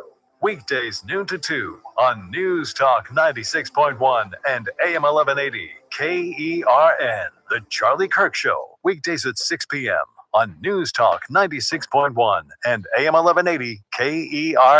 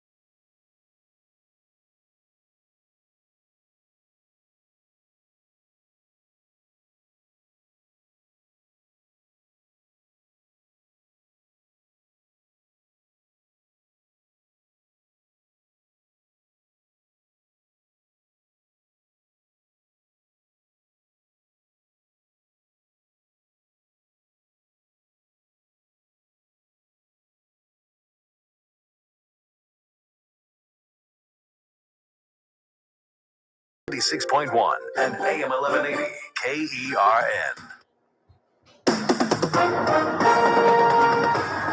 With us on news, I'm Keith Peters in Washington. Democratic Congressman Henry Cuellar of Texas is thanking President Trump for pardoning him and his wife in a federal bribery and conspiracy case.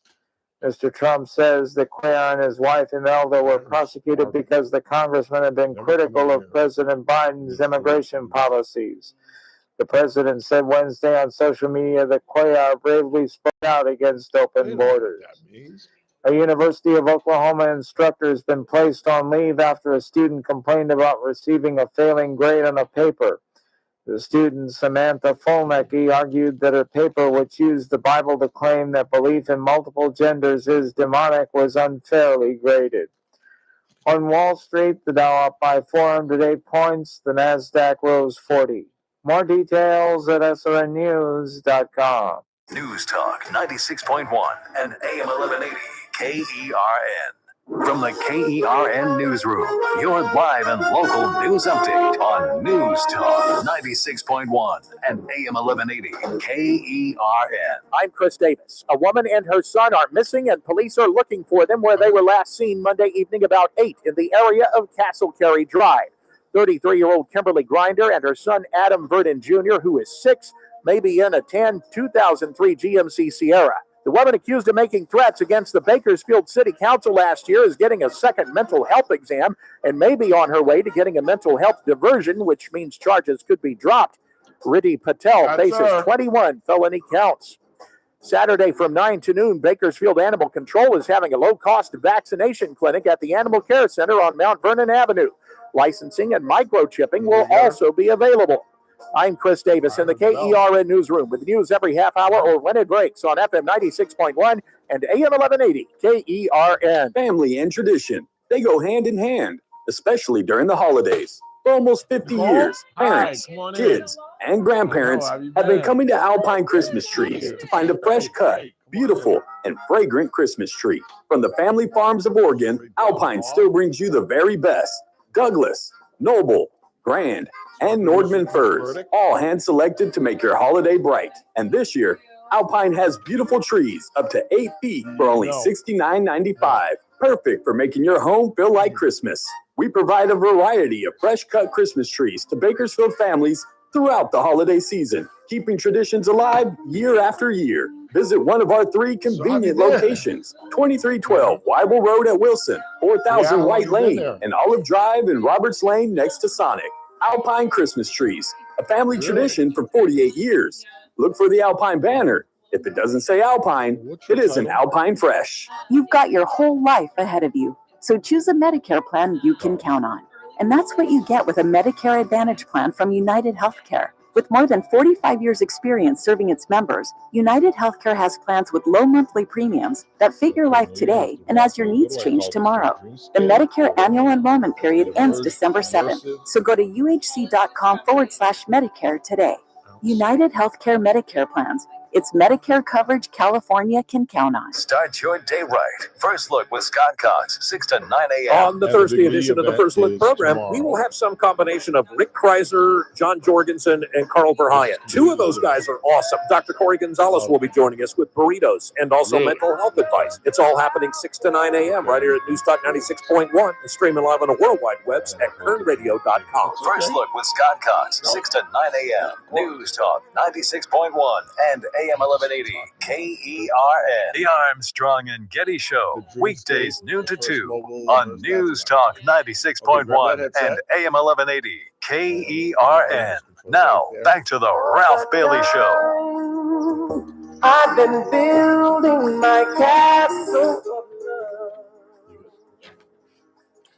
842-5376, 842-KERN. Coming up at the top of the hour, Illene Parra from the Open Door Network is going to join us. We're going to talk about Mr. Robles, who was in court today, pleaded not guilty at his hearing, the domestic violence situation that ended in murder. But on a much brighter note, Nicole Alvarez has joined us live in studio. She's the executive director of Early College Access and Innovation, and they've got a program that she wants to tell you all about. Nicole, it's great to see you again. How have you been? Nice to see you too. I've been great. Yeah. Thanks. Yeah. Tell us about the College Discovery Academy. Yes. So the College Discovery Academy is a concept that we are launching out of the district office.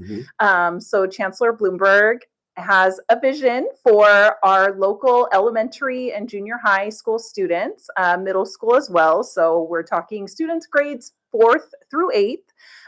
We are going to be bringing them onto the Bakersfield College campus in the summer for a 4-week immersive college experience. That is incredible. Yeah. It really is. And it seems like, you know, we're bringing the level of college education lower and lower. You know, we were just been talking about the program that's got high school kids getting their junior college degree while in high school. Yes. I know T. Johnson's daughter is like the poster child of that. She is. Is she just a world beater? Oh, I mean, she is awesome. What is she, like 18 and she's got her master's degree already or something crazy? I mean, it's just, it's incredible. And now to this level, it is amazing. What are these kids going to be turned on to? So we are going to have a few set pathways. So we're looking at STEAM. So it was going to be STEM, and then we reconsidered and wanted to factor in the arts. So science, technology, engineering, math, and art. So they're going to be focusing in the STEAM pathway, healthcare careers, industrial automation. And we are also going to be spending some extra time on STEAM. So in the last week, they will be doing full days. And then for the rest of the academy, they'll be doing STEAM in the morning, and in the afternoons, we're going to rotate 1 week in each of those pathways. The other pathway is agriculture. So we're going to be looking at the edible garden, the ag farm, just really focusing on the career pathways that are important here in the Central Valley, but also nationwide. Yeah. We want to expose these kids to as many career pathways as we can during this 4-week experience, just to kind of get the wheels turning, to get them thinking about going to college and what kind of career they might want. And we also want them to have that true college experience. That's why we're teaching the pilot on the Bakersfield College campus. Yeah. And when is this going down, and how can kids become eligible for it? So we are, for the pilot, we are partnering with Bakersfield City School District. So they are going to be providing us children from 5 different schools. So for the pilot, we're not open enrollment. We're trying to kind of just pilot the idea, work with Bakersfield City School District, because that's the population that we're trying to reach. And then in future summers, we're hoping to roll it out at all 3 colleges in the district. So Saracoso, Porterville, and again, Bakersfield College. And that's when it would be open to the broader public. Yeah. But if anybody has any questions or wants to inquire about it, they can inquire with me. Our general email address is collegediscovery@kccd.edu. And it's really about just exposing them to college and implanting that at an early age. Because you remember being a kid, how many professions did we go through from 6th grade to when we graduated from high school? You know, I thought I'd be the center fielder for the Dodgers. You know what I'm saying? But it's just the idea that you can implant that idea that college is a necessity on a certain level, but it may not be for everybody. But at least you're implanting that at an early age. Yes.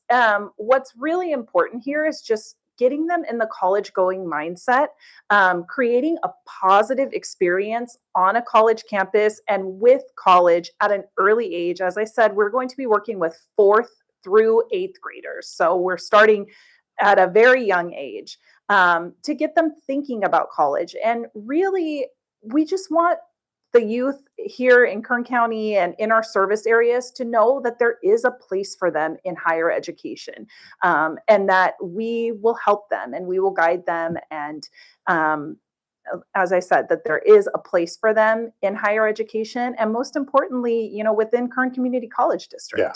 Talking with Nicole Alvarez from Bakersfield College, how do you select a lane for each of the students? How do you know which They're direction? going to be experiencing all of those pathways. Oh, okay. So they don't have to pick, they don't have to choose. They will spend 1 week in each focus. So STEAM, agriculture, healthcare careers, and then I'm forgetting the other one. I have it in front of me somewhere. STEAM, agriculture, healthcare careers, and industrial automation, which is huge right here in the Central Valley. Absolutely.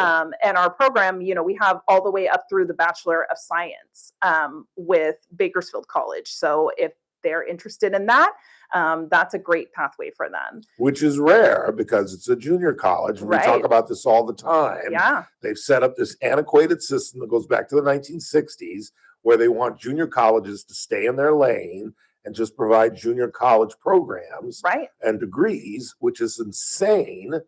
And it's starting to expand. We're starting to get more and more programs in BC for 4-year degrees. Yes, yes. And industrial automation is paving the way. They're our flagship bachelor's program.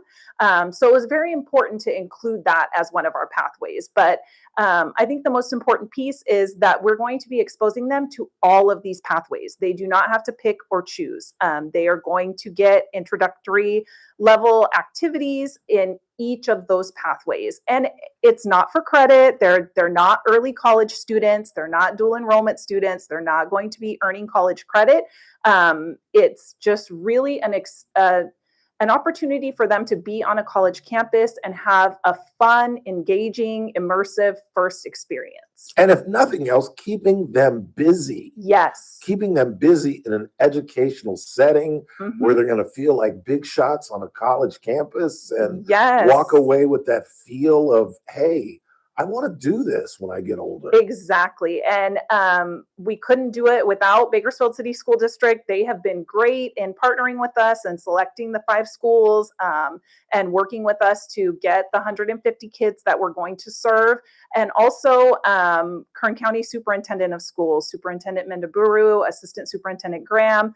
They have been great. They are going to be helping us with transportation, transporting these kids from their regular home schools to Bakersfield College and back. And they are taking care of the food component too. They're helping us with the food program so that we can feed these kids breakfast and lunch. So it's going to be great. Yeah. Have you identified the 5 schools? No. So we're still working with Bakersfield City School District. They have 5 schools in mind, but we are going to be solidifying those in the coming months. And then the academy is going to be in June. How will the kids get selected? So that is going to be on Bakersfield City School District. So they're going to work with their pool of candidates and interested parents. They're going to generate the interest. And then the chancellor and I are going to be going to the 5 schools and doing parent info nights and then working with the population there and really just giving everyone the opportunity. So it's going to be great. Yeah. And you're working closely with the chancellor, who I'm a huge fan of. He has absolutely flipped the script at BC. He truly has. Yes. And this reach out program on a high school and now on this level is amazing. It really, really is. Yes, this is his idea.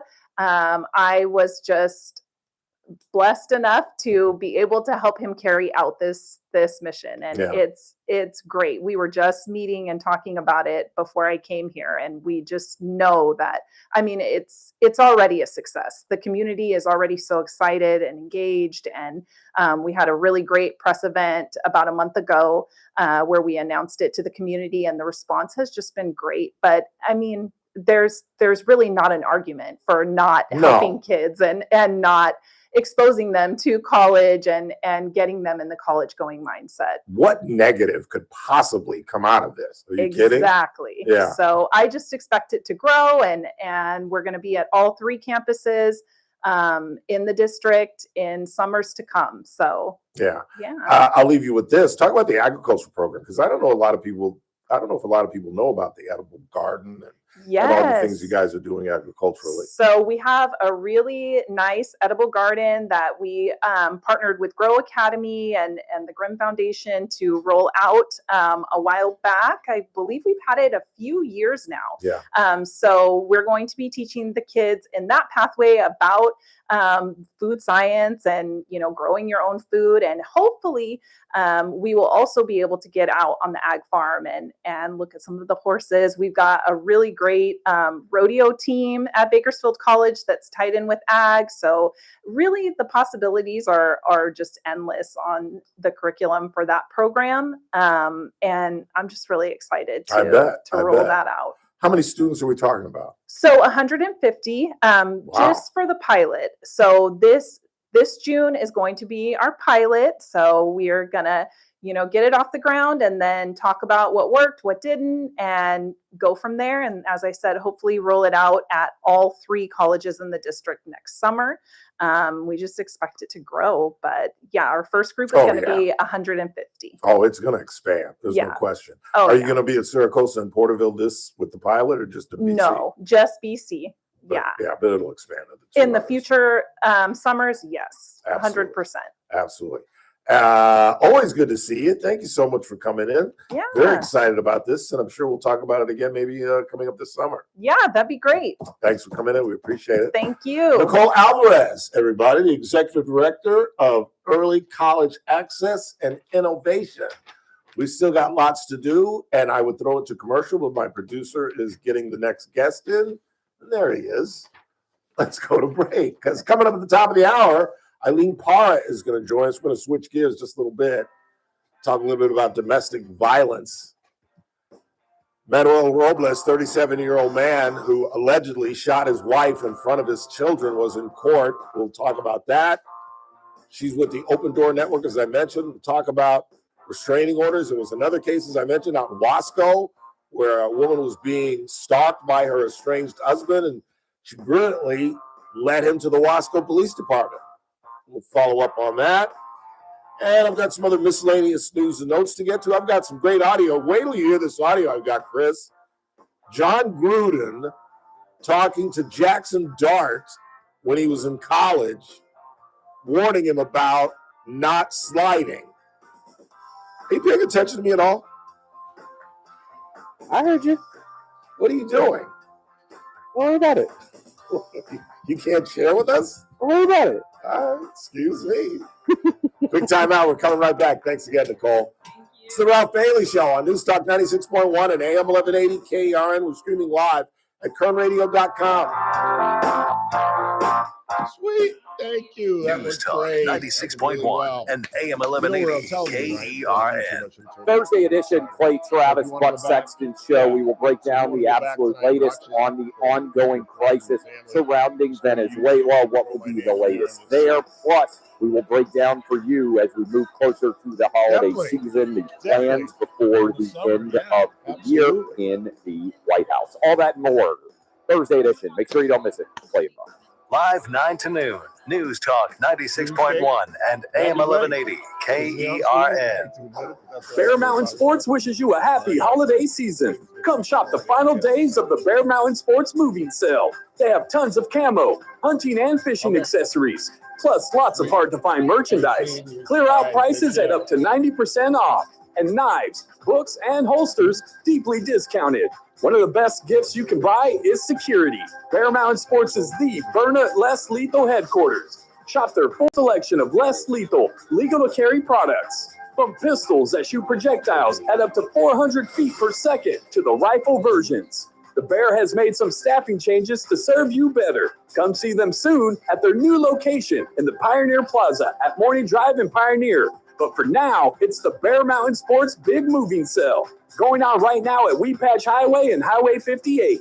For more info, 6 ammo. We'll see you at the Bear.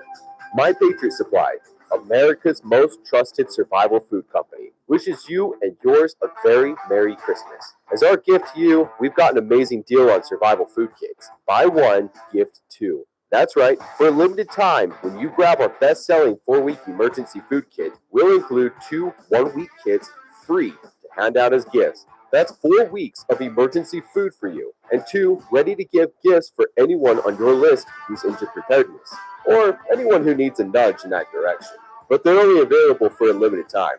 Grab yours at mypatriotsupply.com and give the gift of food security this Christmas. With 2,000 calories per day, 16 delicious meal and snack varieties, and up to 25-year shelf life, it's no wonder our 4-week food kit is the best-selling emergency food supply of all time. But the buy one, gift two Christmas special won't last long. So claim yours now at mypatriotsupply.com. That's mypatriotsupply.com. Texting privacy policy and terms and conditions posted at radiodirect.com/privacy. Texting enrolls for recurring automated text marketing messages. Message and data rates may apply. Reply stop to opt out. Text help for help. Consult a doctor prior to use. Wow, you look amazing. What have you been doing? You've heard of Ozempic, Wegovy, and the other GLP-1 medications that are all over the news, right? Well, I found this great company called Zelfie, and if you qualify, you can get medications like Ozempic and Wegovy and other GLP-1s at 80 to 90% savings without insurance, all 100% online. Wait, I can get GLP-1 medications for 80 to 90% less and do it all online? No long wait at the doctor's office or pharmacy? Yes, Zelfie can provide semaglutide and tirzepatide, the active ingredients in Ozempic and other expensive GLP-1s, for 80 to 90% less and shipped direct to your door. Amazing. How do I get started? Just send them a text. Text SLIM to 797979 to get started today with Zelfie. Get the same active ingredients in Wegovy or Ozempic for 80 to 90% less, 100% online. Don't wait. Text SLIM to 797979 right now for your exclusive offer. Text SLIM to 797979. That's SLIM to 797979. These statements and products have not been evaluated or approved by the FDA for weight loss. The Clay Travis and Buck Sexton Show, live 9 to noon. Now, back to the Ralph Bailey Show on News Talk 96.1 and AM 1180 KERN.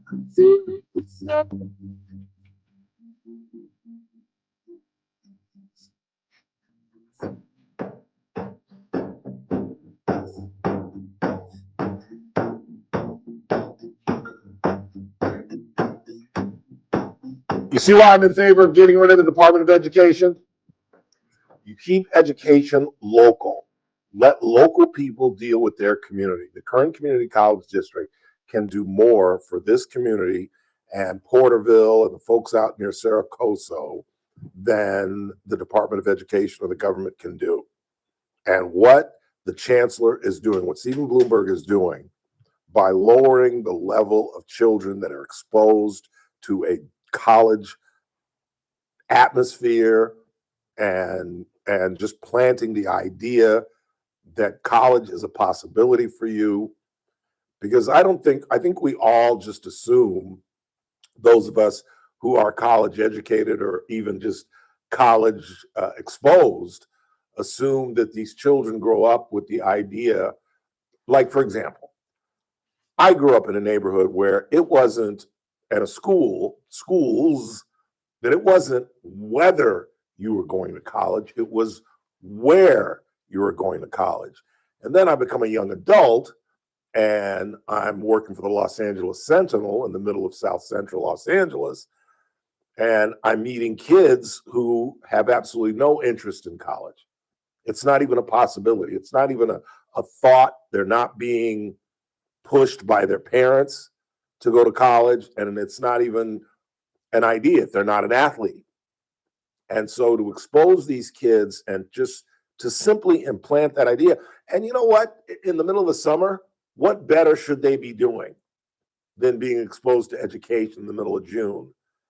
What running around and acting stupid and, being unsupervised, etc. I just think it's a brilliant concept, along with the dual immersion program that we talked about, where high school kids are getting college credits and they're graduating at 17 and 18 as, like, at least at minimum getting enough credits to get through your freshman year, which brings down the cost of college, speeds up the graduation process. Now you're, because now a lot of times it's 5-6 years to get out of college, where you come to your senior year and you need 4 classes and 3 of them aren't on the schedule for year 26.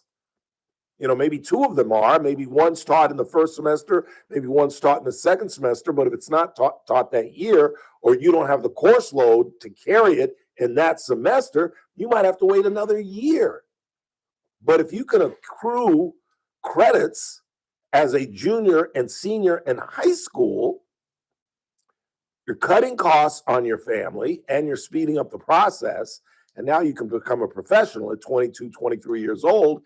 And on top of that, you're not saddled with this enormous college loan. That's why I have tried to hammer the current community college district idea of allowing junior colleges to provide four-year schools. What you have to understand is it was around when I was born in the early 60s, they came up with this theory that the UCs would provide the higher level educations, the doctorates, etc. The CSUs would cover four-year degrees, and the junior colleges would stay in their lane and provide two-year degrees. That then you advance over to the four-year programs. But we've discovered now in the 21st century that the number of transfers from junior college to the CSU level is incredibly low. But these kids aren't getting into these programs at a four-year school. So you're 25, 26 years old, and you still don't have a degree. And that's why I think that they're about to blow this thing up. And I think they're because the CSUs are cheating, or I shouldn't say cheating, but jumping out of their lanes, and they're providing advanced degrees when they're supposed to be staying in their lane and providing just 4 years degrees and allowing the UCs to do the doctorate. They've already seeped into their lane. So why can't the junior colleges seep into the four-year lane and provide a cheaper, quicker education for low-level, low-income kids? And the idea that you are turning these kids on at an incredibly young level, man, when I was in that age, college, like I said, I thought I was going to be the center fielder for the Dodgers, or a point guard for the Lakers, or a wide receiver for the Rams. I wasn't thinking about college. I wanted to be an astronaut. But I went through so many different professions. Even on the plane to Morehouse, I was talking about maybe I'll do political science, maybe I'll do this, and but the bottom line is the commonality between my upbringing and what Dr. Bloomberg is trying to do is college was never a choice. My parents started talking about college. I can remember when I first got into private school in sixth grade, that's when it began. That's when the college discussion began, because Buckley, my first private school, was a college preparatory school. And that's why I'm sorry, and I know I get pushback on this every time I talk about it, but private education, I'm sorry, is just superior to public education. Now, I always preface this or add to this comment, an opinion. I grew up in LA with LAUSD, and I grew up where I would have been in the Inglewood Unified School District. And that's completely different from Bakersfield. Bakersfield's worst public school is better than some of the best public schools in LA. Had I graduated from Inglewood High School, there's no way in hell I'm sitting here. No way in hell. No way in hell. And so I think it's so important to implant in these kids at this young age the idea that college is a possibility. I think we're moving away from an era. We're not close. Oh, I'm not talking about 5-10 years, but I think we're starting to slowly move away from an era where college is a necessity. I think we're beginning to understand that college isn't for everyone. But at the same time, two things can be true. We are expanding the opportunities for children who do want to get an education, and we're turning children on who may not have had that idea in their minds. And I think that's what this program is really all about, just instilling that idea that it's a possibility. Just think about it. And if you can train them for that, as opposed to running around and acting stupid or getting into a gang or falling in with the wrong crowd, et cetera, what better to have these kids do during the middle of the summer than exposing them to education? Well, as I said to Nicole, what bad could come out of that? Just saying. We must pivot. Really not looking forward to discuss this, but it is what it is. There's been yet another local woman whose life was taken by her mentally ill, I don't know. Another domestic violence situation turns into murder. We'll talk with Illene Parra from the Open Door Network after these words.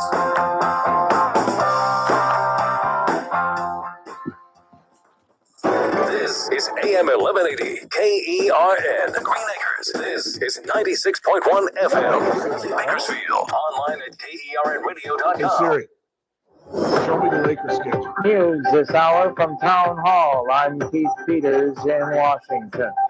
The Pentagon's watchdog found that War Secretary Pete Hegseth's use of the signal messaging app put military personnel at risk.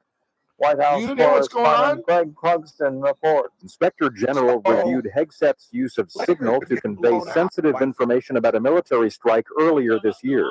In a report to be released this week, the watchdog concluded that the defense secretary did not violate the government's classification rules, even though the use of a commercial messaging app put troops and their mission at risk. In response, the Pentagon spokesman called it a total exoneration of Hegseth, and that this matter is resolved and the case is closed.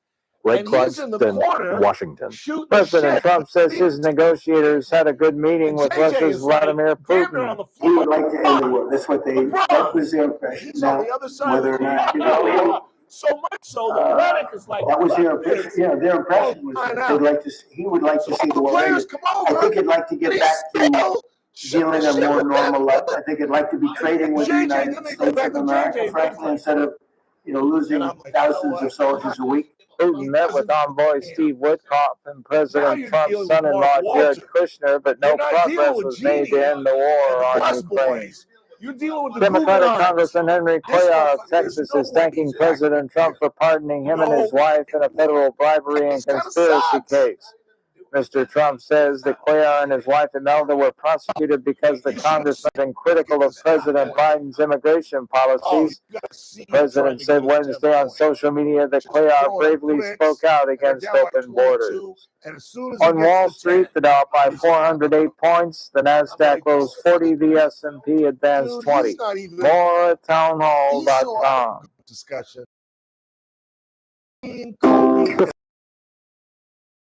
Trinity I needed, and I ended up joining based on my credit card interest rate. And my counselor at Trinity has been great. Trinity has been helping me to get on the right path of paying off these credit card bills, bringing down the interest rate. They have consolidated my bills into one low monthly payment. And now I am finally getting out of credit card debt.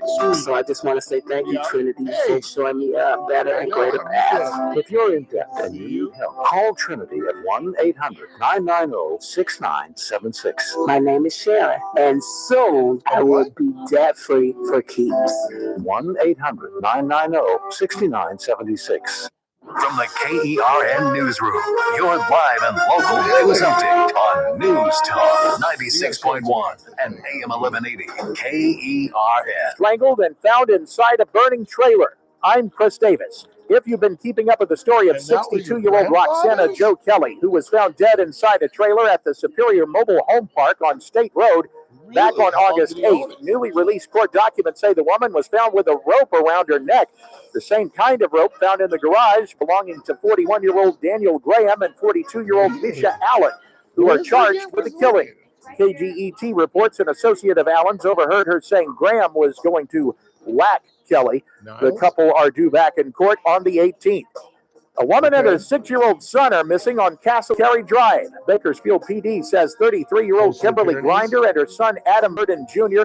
were last seen Monday night about 8. They are asking for tips if you know anything. Grinder is 5 feet 4 inches tall and 170 pounds. She was last seen in a pink T-shirt and a blue robe. Her son is 4 feet and 70 pounds and was last seen wearing a long-sleeve maroon shirt, tan pants, and sandals. They could be in a 2003 tan GMC Sierra. A new police station could be built in McFarland, and today the city council is considering whether to give the go-ahead for that project. The new place would be a nearly 12,000 square foot facility with temporary holding cells and space for an emergency operations center and a community center, and would cost about $9.5 million. If you see smoke on or near Breckenridge Mountain today and tomorrow, the Forest Service says they are having a prescribed burn going on there. They are burning about 5 acres worth of timber and debris, and that smoke is expected to be visible in Bakersfield and Tehachapi. I'm Chris Davis in the KERN Newsroom with news every half hour or when it breaks on FM 96.1 and AM 1180 KERN. What do you think? This is the Army where you shoot them a mile away? You got to get a post like this. You throw their brains all over your nice Ivy League suit. It's the Ralph Bailey Show on News Talk 96.1 and AM 1180 KERN. Now make sure you leave the house when you make the call. You understand me? You hear me? Call from an outside line. I mean it. Call in or text to 661-842-KERN. That's 661-842-5376. Listen live at KERNradio.com. Now, the host you've been waiting all day for. Live from the KERN studio, here's Ralph Bailey. Final hour of the broadcast on this Wednesday, 3rd day of December. It's the Ralph Bailey Show on News Talk 96.1 and AM 1180 KERN. We're streaming live at KERNradio.com. We still got lots to do in the final hour. Has everybody bought their Powerball? $775 million. What's your first purchase, Chris Burdick?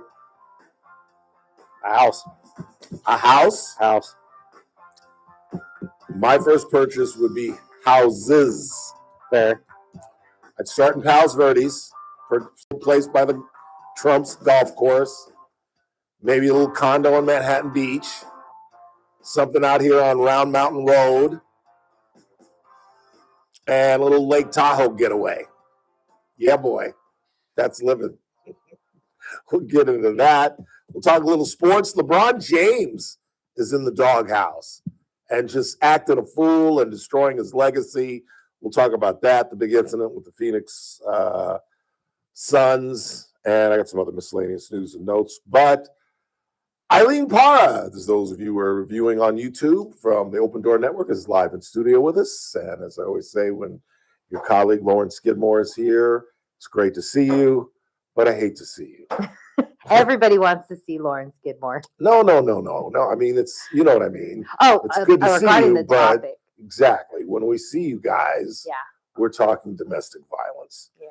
And I know you can't talk about the case, but we're talking about the Robles case, where we're now, I just found out that the wife was shot in front of the children, but Howard Marcus, and I didn't see this in the two things that Chris printed out to me, that one of the children wrestled away a handgun, and then he got an AR-15 and shot her several times. And again, you can't talk about it, but the thing that is so frustrating to me is this was Hansel and Gretel. This guy left a trail, multiple, according to KGT, multiple incidents at the home. A neighbor, and we saw the video of the vehicle just days before the incident, saw him destroying property, destroying the windows of the vehicle. There were several neighbors that saw them arguing out in the driveway. Again, you can't talk about it, but when somebody is acting this way, what can either neighbors do, family do, or obviously the woman, the victim?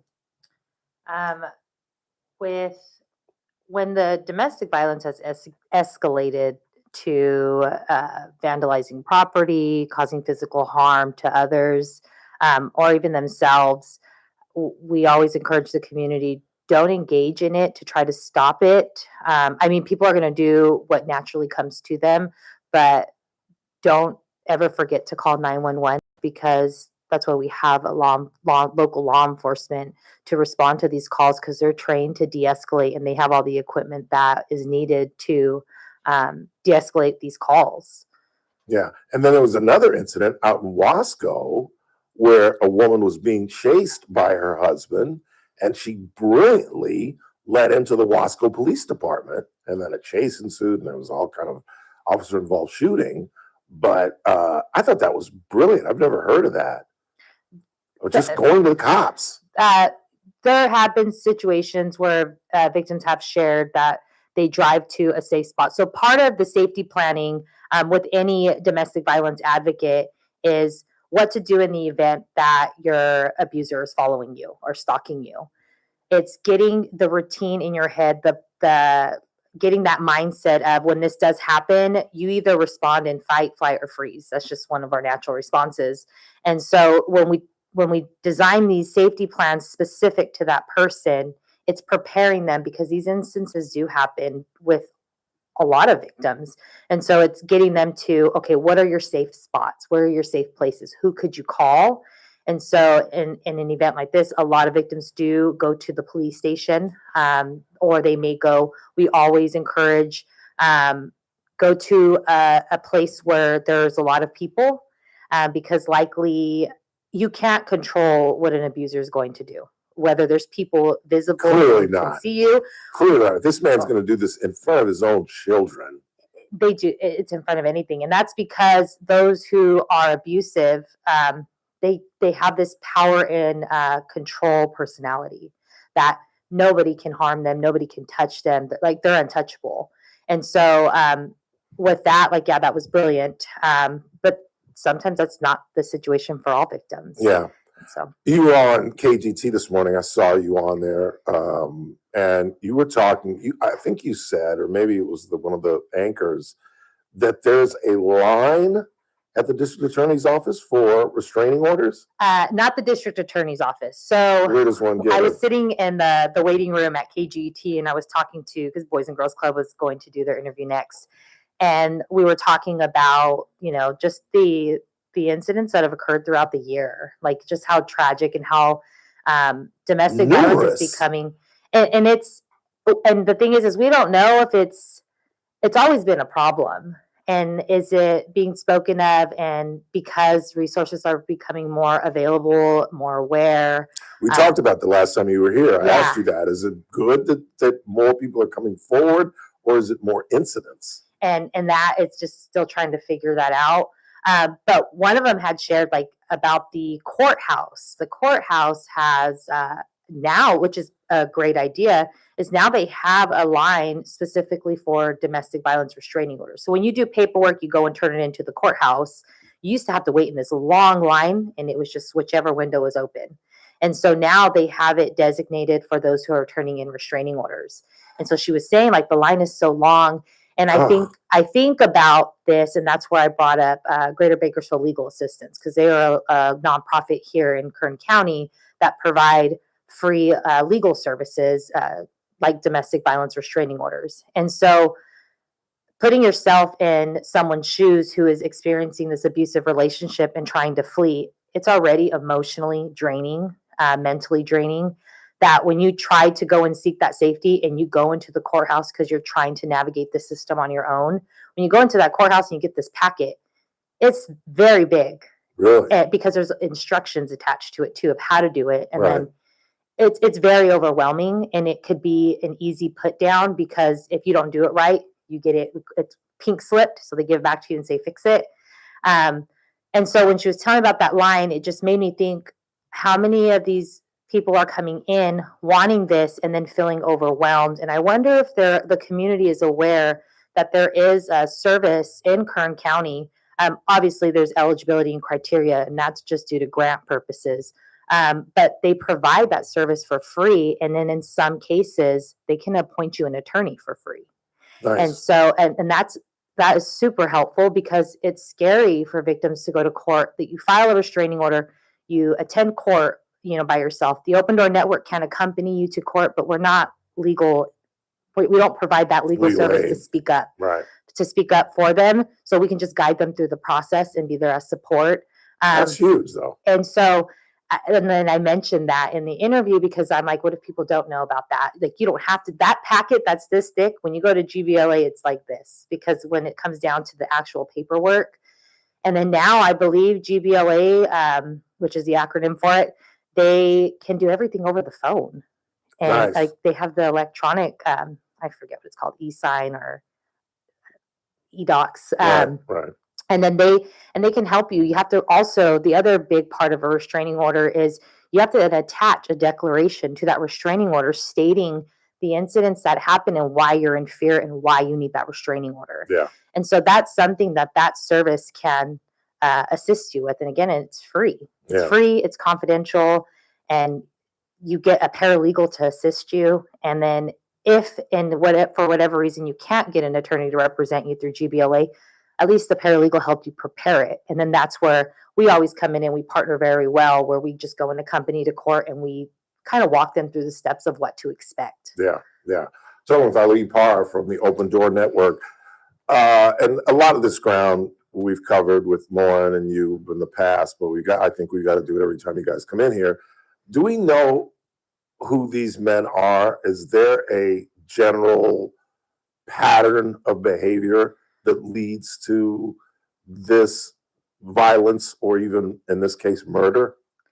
So, and I'm glad you're bringing this up again, because when I was looking at the interview that I did with KGT after, the one question that is always asked of us is, what are signs of a common victim? Right. And obviously in that moment I give that response. But then as I was thinking about it, we put so much focus on what this victim looks like. And truthfully, domestic violence is different in every relationship.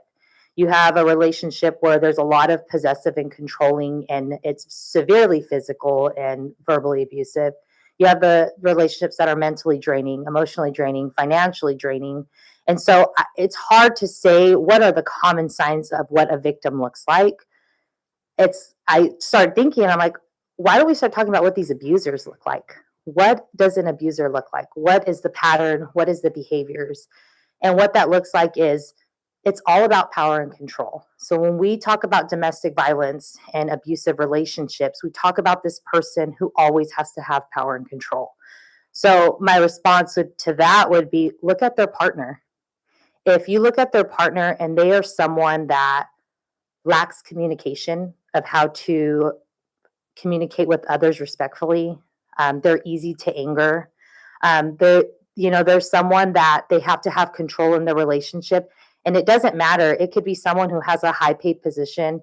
It could be someone who's unemployed on the couch. Like it does not matter. This person always feels like they have to have power and control, because the minute that they don't have it, they feel like you're disrespecting them, you're humiliating them, and then that's when the abuse starts. Yeah. And so I think that's really important, is that we start highlighting that, because if you're looking at the relationship and ask yourself, does that look like a healthy relationship to you?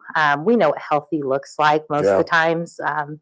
And then it's, if you're intimidated by a person because you're afraid of what they're capable of doing to you, and you know how they would respond to you, you could only imagine what that person who's in the relationship with them feels like. Yeah. And not only that, you can only imagine what these kids feel like in the home where they have no voice. Yeah. And so I think when we start changing the direction of when we're talking about domestic violence and victims, we know what that victim goes through and what it looks like. Fear, it's normal to have hope for your family that things are going to work. It's looking at that abuser, and I think that will kind of paint the picture of what is domestic violence. Yeah. And one of the common questions that is asked is, why don't they leave? And I would think, based on all the characteristics that you just talked about, controlling, quick to anger, that could be the tipping point when she finally says, I'm leaving, or get out. And he's like, who do you think you're talking to? I'm paying for this house and you're not leaving me. And if I can't have you, and then it goes to that. Yes. And that's that statistic. Those who are experiencing domestic violence, when they flee or they get the restraining order, it increases their risk of homicide. And so they're at higher risk. Even those who have been strangled in the relationship, people don't realize the severity of strangulation. Yeah. Because not all the time strangulation, is instant death. It can take days and up to weeks because of what it does to the airflow to the brain. And so, yeah, that's exactly what it is. And our community has seen this, that look what the end result was for certain things. It was death. And all people are trying to do is find safety for themselves. And so just because I did case management, and just some cases I heard victims would just say, it's easier to stay because I know how to walk around on the eggshells and then combat this system that, I made the report, and, and it's not I don't want to just blame Kern County. That's not what I'm doing. It's beyond that. And it's like, what are we doing as a country? As a society. What are we doing with our laws to, to better our system for people who are experiencing abuse. Yeah. How do we rank as a county, as a community, among the other 57 counties? Do we have a higher rate than most? For domestic violence, I don't know You that. haven't looked at it? But I know, they call us Killer Kern, or they Well, say of we have a course. lot of homicides. Oh, they or say everything about They say us. everything about Yeah, us. we're Yeah. never, So we get absolutely no respect. I'll leave you with this. What advice do you give to women that are listening that may be in a bad relationship? Because isn't part of the problem that a lot of women think they can change men? We had some problems while we were dating, but he asked me to marry him. We had a baby together, and now we're together. But I can, as you said, I can walk on the eggshells. I can avoid the thing. And no, you really can't, in my opinion. Speaking as a woman, you do. As women, we're nurturers. We are fixers, and we see potential. And sometimes, and what I tell those that I come in contact with, whether it's family, friends, or work related, it's you are painting this picture of what this person can be, and you're falling in love with that idea.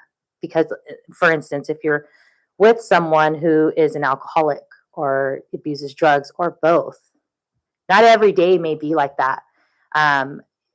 It could be on the days that they, are at the extreme. That's the person you don't want to be around.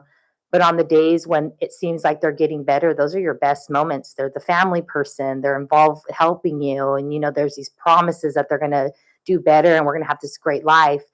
And it falls back into that roller coaster. And I think that could be confusing for those to think that they're not experiencing that domestic violence situation. But in that case, that they are, it's an unhealthy relationship.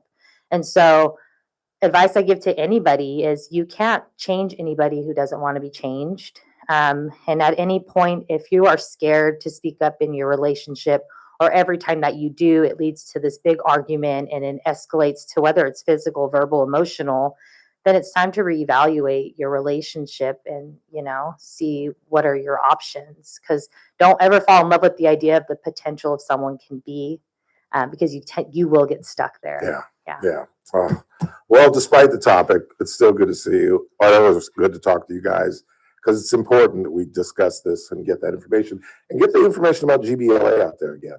So Greater Bakersfield Legal Assistance, in Kern County, we have family justice centers that are operated by the district attorney's office. In that family justice center, they have one in Lamont, and then they have one in Bakersfield. There are numerous agencies inside the building that basically made it a one-time stop. That's a big deal. Yeah, so GBLA is one of the providers in there, and they provide a variety of legal services. So we use them heavily for housing services, restraining orders. But when you walk into that family justice center, you're checking off the services that you need. And whichever agency that provides that, they link you to it automatically. So no matter what, if you check restraining order, you're going to meet with GBLA first. Good. You're going to meet with Open Door. If we can still provide that, but free attorney, free paralegal services, by all means. Cut down the paperwork. Yes. And get your Open Door Network number out there as well. Our 24-hour hotline is 661-327-1091. Again, good to see you. Good to talk to you. Get this information out there. Remember your videos here. Yes, it is. Yes, it is. Illene Parra, everybody, from the Open Door Network. Quick time out. We'll come right back. We'll check the board, see what you guys are talking about. We'll talk about LeBron at the bottom of the hour. I'll tell you what's going on with him and J.J. Redick and with Mark Walter now. It ain't the Bus family he's messing with. It's the Guggenheims, which means he ain't got long to be a Laker, if you ask me. Quick time out. We're coming right back. It's TRBS on a Wednesday, 3rd day of December, right here on News Talk 96.1 and AM 1180 KRN. We're streaming live at kernradio.com. That was great. That was really good.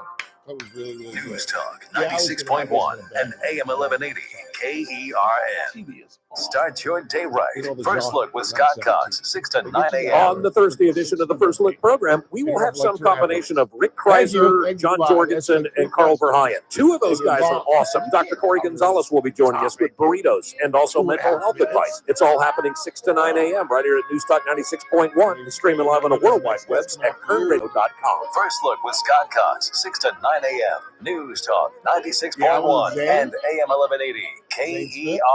We'll be doing it every Thursday, particularly at 4:30, when Daniel Petrie from Messmaker and Petrie Wealth Advisors joins us. Daniel gives us a weekly update on the deficit and its growth. We look at silver and gold, and obviously the stock market, and all kind of issues that most importantly impact you. But again, you guys know what Messmaker and Petrie Wealth Advisors are all about. They're all about retirement. I keep telling you guys, it's one of the smartest moves that I've ever made financially. Call Daniel at 395-9400, 395-9400.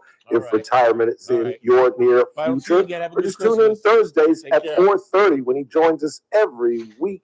Daniel Petrie and the folks at Messmaker and Petrie Wealth Advisors. This broadcast is for informational purposes only. Not constitute a solicitation or offer to buy or sell any security, future, option, or other financial instrument, or to offer or provide any investment advisory or other services to any person in any jurisdiction by Daniel Petrie or MPWA Inc., DBA Messmaker and Petrie Wealth Advisors. Any views expressed in this broadcast by us are prepared based upon the information available to us at the time, and we are under no obligation to update our views. Texting privacy policy and terms and conditions posted at radiodirect.com/privacy. Texting enrolls for recurring automated text marketing messages. Message and data rates may apply. Reply stop to opt out. Text help for help. Consult a doctor prior to use. Wow, you look amazing. What have you been doing? You've heard of Ozempic, Wegovy, and the other GLP-1 medications that are all over the news, right? Well, I found this great company called Selfie, and if you qualify, you can get medications like Ozempic and Wegovy and other GLP-1s at 80 to 90% savings without insurance, all 100% online. Wait, I can get GLP-1 medications for 80 to 90% less and do it all online? No long wait at the doctor's office or pharmacy? Yes, Selfie can provide semaglutide and tirzepatide, the active ingredients in Ozempic and other expensive GLP-1s, for 80 to 90% less and shipped direct to your door. Amazing. How do I get started? Just send them a text.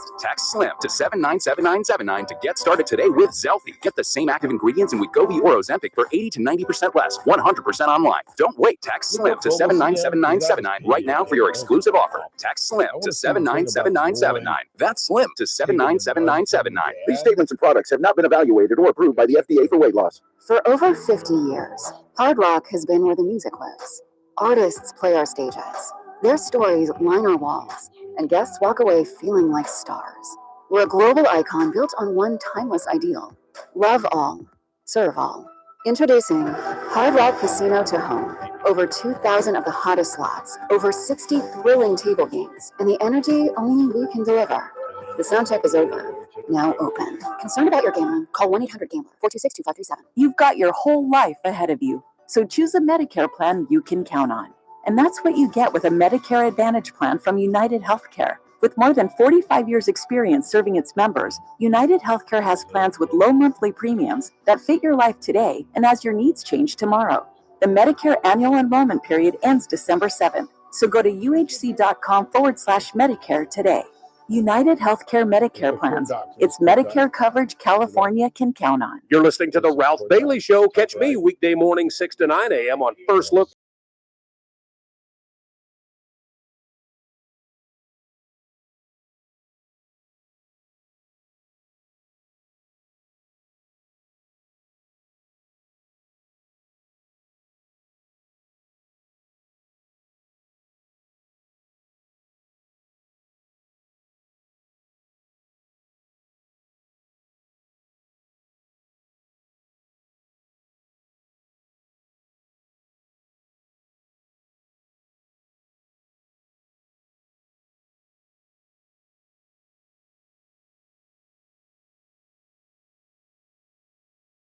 Door Network again. Their number, if you have somebody who may be in a bad situation, or if you yourself are in a bad situation, their 24-hour number is 327-1091, 327-1091. So frustrating. I just think you have to, there's really nothing that can be done. You know what I'm saying? There's no way to stop this. I think you just have to, as a woman, detect early signs in dating and follow the words of Maya Angelou. When somebody shows you who they are, Believe them. You can't change them. You're not going to change them. You're just not. And if it's physical early, it's only going to get worse. It's only going to get worse. Quick time out, last half hour of the broadcast. Don't go anywhere.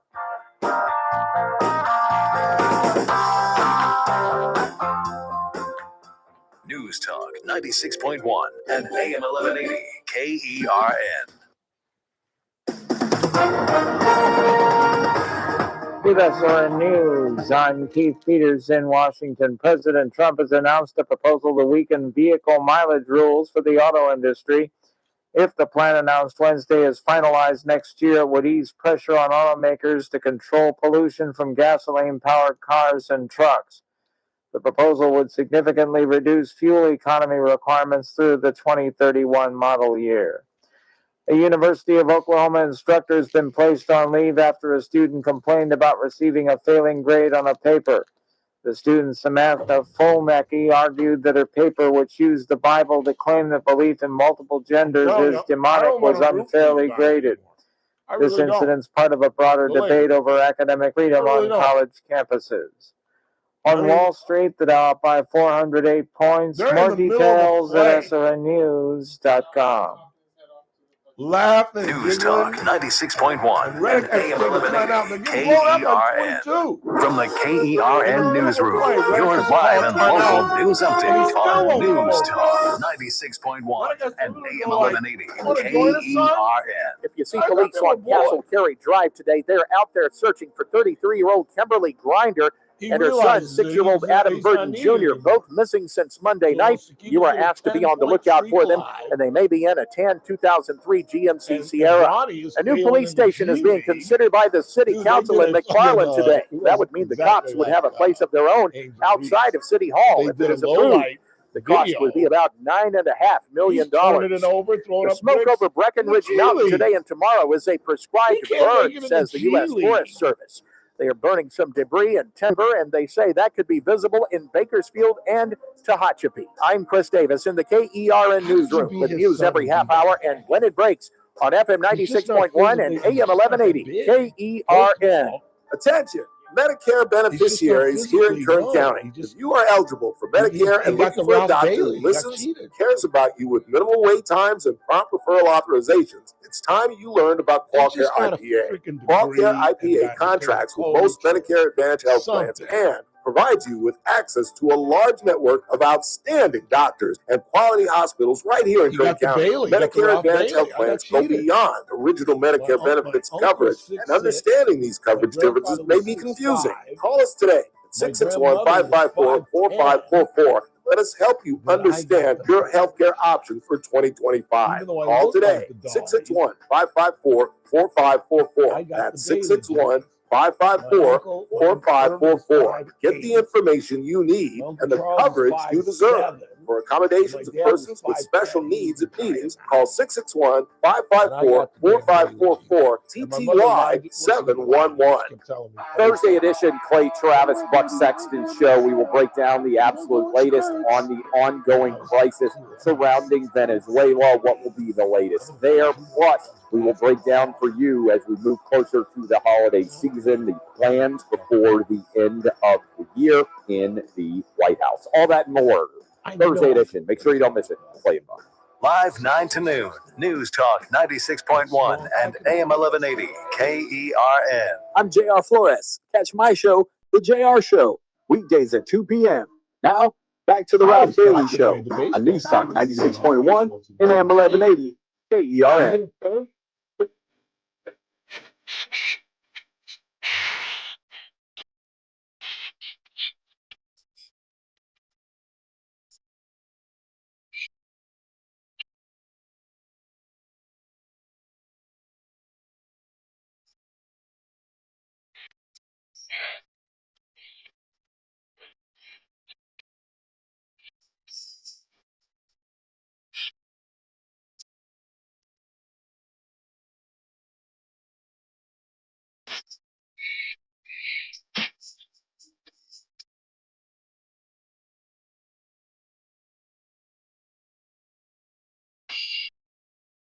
So they sentenced Matthew Perry's Dr. Feelgood, the doctor who illegally sold Matthew Perry the anesthetic drug ketamine, fueling an addiction that led to the Friends star's fatal overdose, sentenced to 30 months in prison, which I think is he's pretty damn fortunate. What's that, 2.5 years?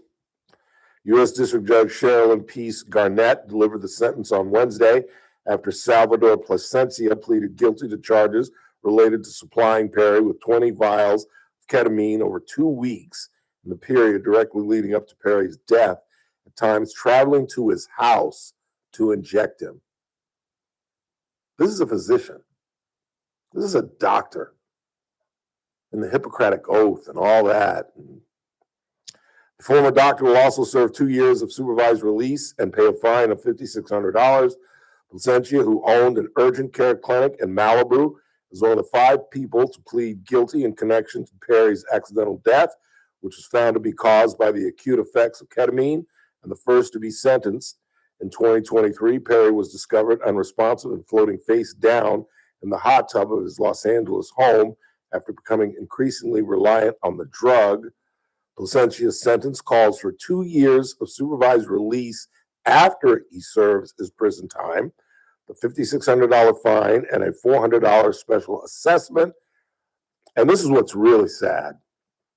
In a victim impact statement filed in federal court this week, Mr. Perry's mother and stepfather, Keith Morrison, do you know who Keith Morrison is? I grew up with Keith Morrison. He was a reporter at KNBC. And then he went network, and he was doing those special pieces for NBC. Was he the original? He might have been the original gotcha guy where they were setting up pedophiles. Is that what he was doing? Oh, we're talking about Keith Morrison, his step-pop. How to Catch a Predator kind of stuff. Yeah. I think he was doing that kind of stuff. They wrote that they found his crime, quote, truly hard to understand, and that it would be easier to comprehend if he were a hardened drug dealer or acting in the heat of the moment, quote, but a doctor who trades on respect and trust, and not just one bad decision. No one alive and in touch with the world at all could have been unaware of Matthew's struggles, but this doctor conspired to break his most important vows repeatedly, sneak through the night to meet his victim in secret for what, a few $1,000s so he could feed on the vulnerability of our son? Plasencia charged Mr. Perry approximately $57,000 for ketamine. And if you guys remember, as I'm sure you did, because Perry was a beloved member of a pretty popular show, they were mocking this kid, talking about what a dummy he was, what a sucker he was, how they were completely overcharging him for ketamine. And, like the parents said, the guy was driving to his house to inject him with this ketamine, when he should have been saying, dude, I can't do this. You need to get off this. You're killing yourself. It's inevitably. And that's what I don't understand about drug dealers. Why would you do enough to kill him? You know what I'm saying? Wouldn't you be like, because Richard Pryor talks about this after his whole deal. He said it got to a point, and this is hard to believe because drug dealers are some of the most, cutthroat sons of bitches you'd ever want to meet. But Pryor said it got to a certain point where his drug dealers were like, Rich, we love you, bro. We ain't selling it to you anymore. You're killing yourself. We can't watch you do this. And then he'd lay some money on the line and they'd be like, all right, how many kilos you want? At the end of the day, I mean, they're drug dealers, but a physician, really? And now the guy's ruined. He's only doing 2.5 years. He should be on his hands and knees, but he'll never practice medicine again. Had a clinic in Malibu.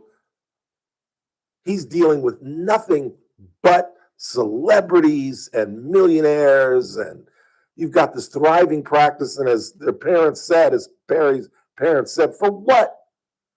for a couple tens of thousands of dollars? Really? You got to practice in Malibu and you're, essentially extorting this kid, keeping him addicted just because you can? Isn't life just sometimes just absolutely baffling? Just absolutely confusing what people will do to take a shortcut? Whether it's just to make a couple of cheap, easy bucks, whether it's basketball players that are willing to throw away their careers on a couple of gambling deals, doctors that are willing to throw away their careers for reasons I don't understand, teachers that are willing to throw away their careers so they can have sex with kids in the parking lot. It's just, there's sometimes I don't get it. I don't get it. And I never will. 842-5376, 842-KERN. So the big kerfluffle with the Lakers is, and I just got tuned on to this last night because that's the one thing I like about my reels. It keeps me up to date with pop culture. You know what I'm saying? I didn't know. You know anything about this? About LeBron? This whole thing with the Phoenix? Yeah. I didn't know anything about it. It's about 9 o'clock last night. I started watching the reels, and they're in the middle of a play. They're getting blown out by Phoenix. And what you need to know before I tell the story is Bron has some ridiculous streak of double figures. He's the only player that has like 1,200 straight 10-point games minimum. So the only reason he's in the game is to get his 10th point. And they had to show like highlight reel of him trying to get his 10th point. He's throwing up bricks. He's turning the ball over. He's looking like Bronny in the G League who can't even make it there. And they're in the middle of a play. They go down court, and he's in the corner talking with the Phoenix Suns. He's literally in the corner of the court, not even looking at the rim, laughing and giggling with the Phoenix bench to the point where J.J. Redick is like, LeBron, can't get his attention. So he takes a timeout in the middle of it, the 24 clock, which is incredibly rare. Rarely do coaches call a timeout offensively in the middle of a play down 22. Calls timeout, LeBron isn't even walking over.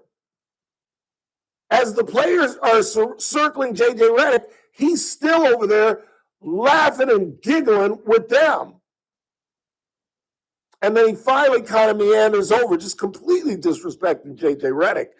And, it's the old story. You don't have to like the coach. You don't have to respect the coach, but you have to respect the coach's position. And I thought that he and Redick were boys. Didn't they do a podcast together? They did, yes. Well, there's a new sheriff in town, and his name is Mark Walter.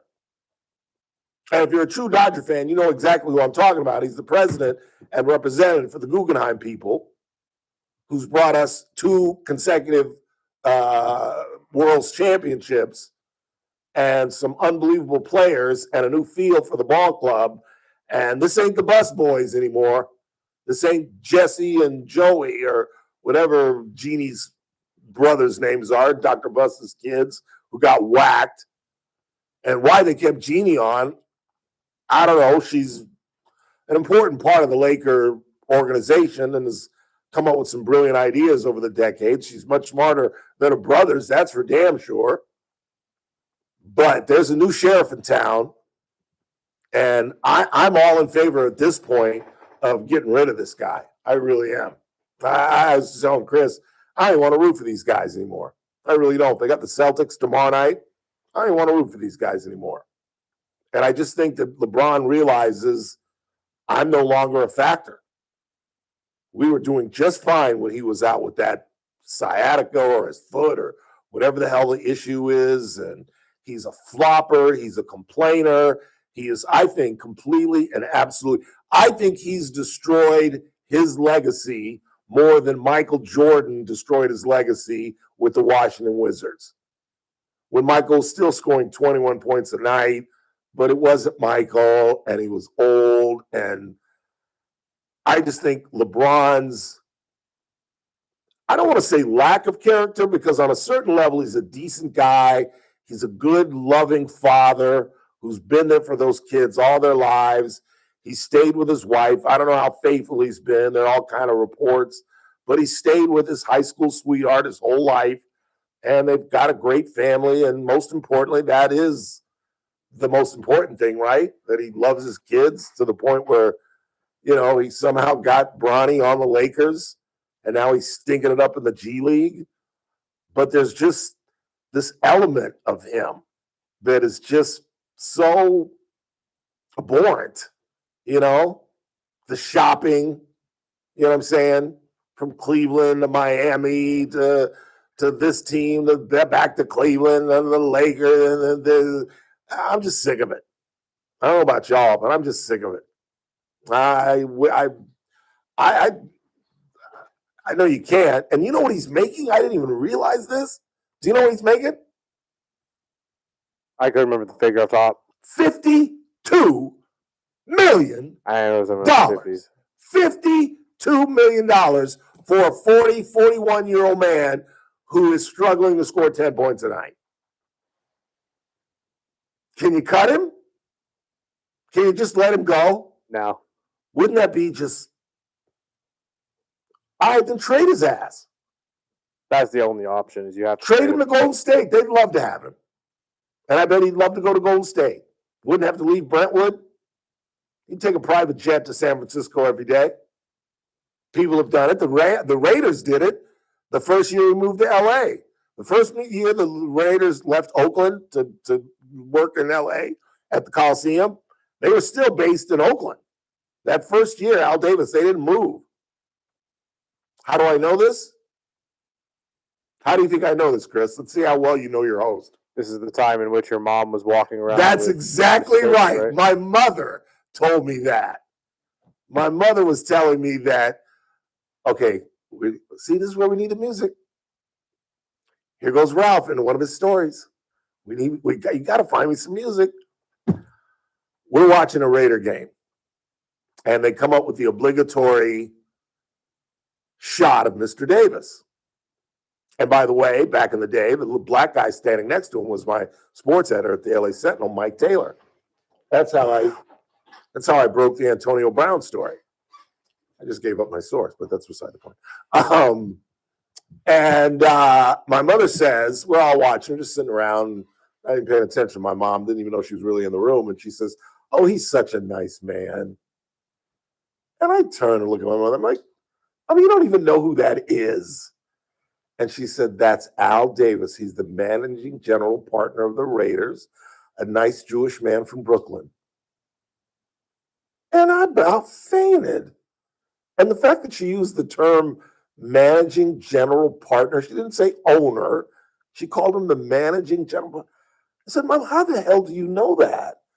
And she said, well, when the house was all destroyed and we stayed at the Marina City Club for about 9-10 months, I used to walk with Mr. Davis with his little French poodle, and we'd walk around the city club together.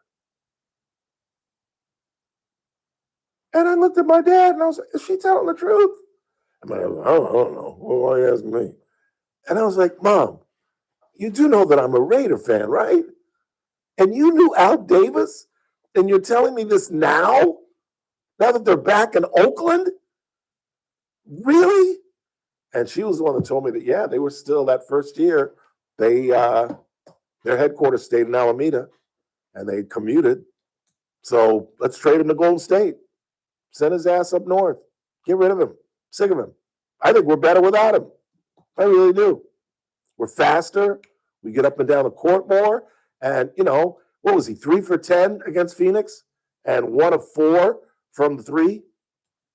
That ain't going to cut it, bruh. We get Bronny to do that. Shoot.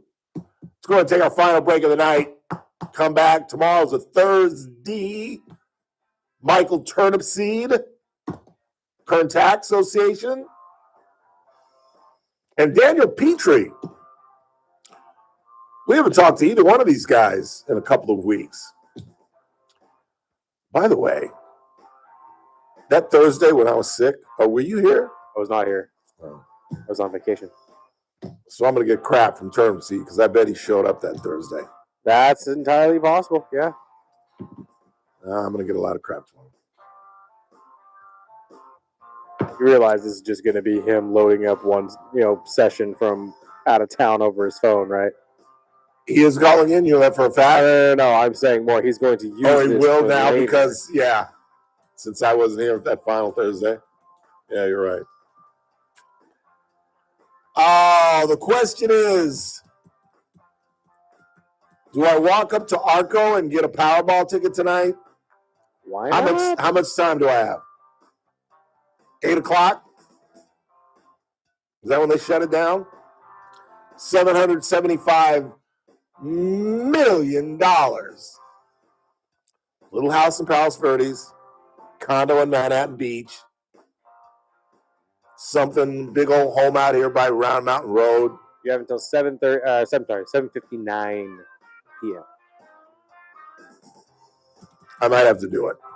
Just saying. How much are they a piece? That I can't remember, to be honest with you. I haven't pulled one in forever. Do you select your own numbers, or you let the Powerball select? I let the Powerball pick it. Sometimes, if I feel lucky, and I'll throw out a couple numbers, but I always throw out the same ones, and they never come up. Yeah, I get like 2 numbers. Every time I do this, I get like 2 numbers. I'm just like, I just blew $20. Quick timeout. Final break of the night. Charlie Kirk Show at the top of the hour. In the meantime, you're listening to The Ralph Bailey Show on News Talk 96.1, AM 1180, KERN. We're streaming live at kernradio.com. News Talk 96.1 and AM 1180 KERN. On the next Armstrong and Getty Show, why are some of our top researchers actually working with the Chinese communists? How stupid.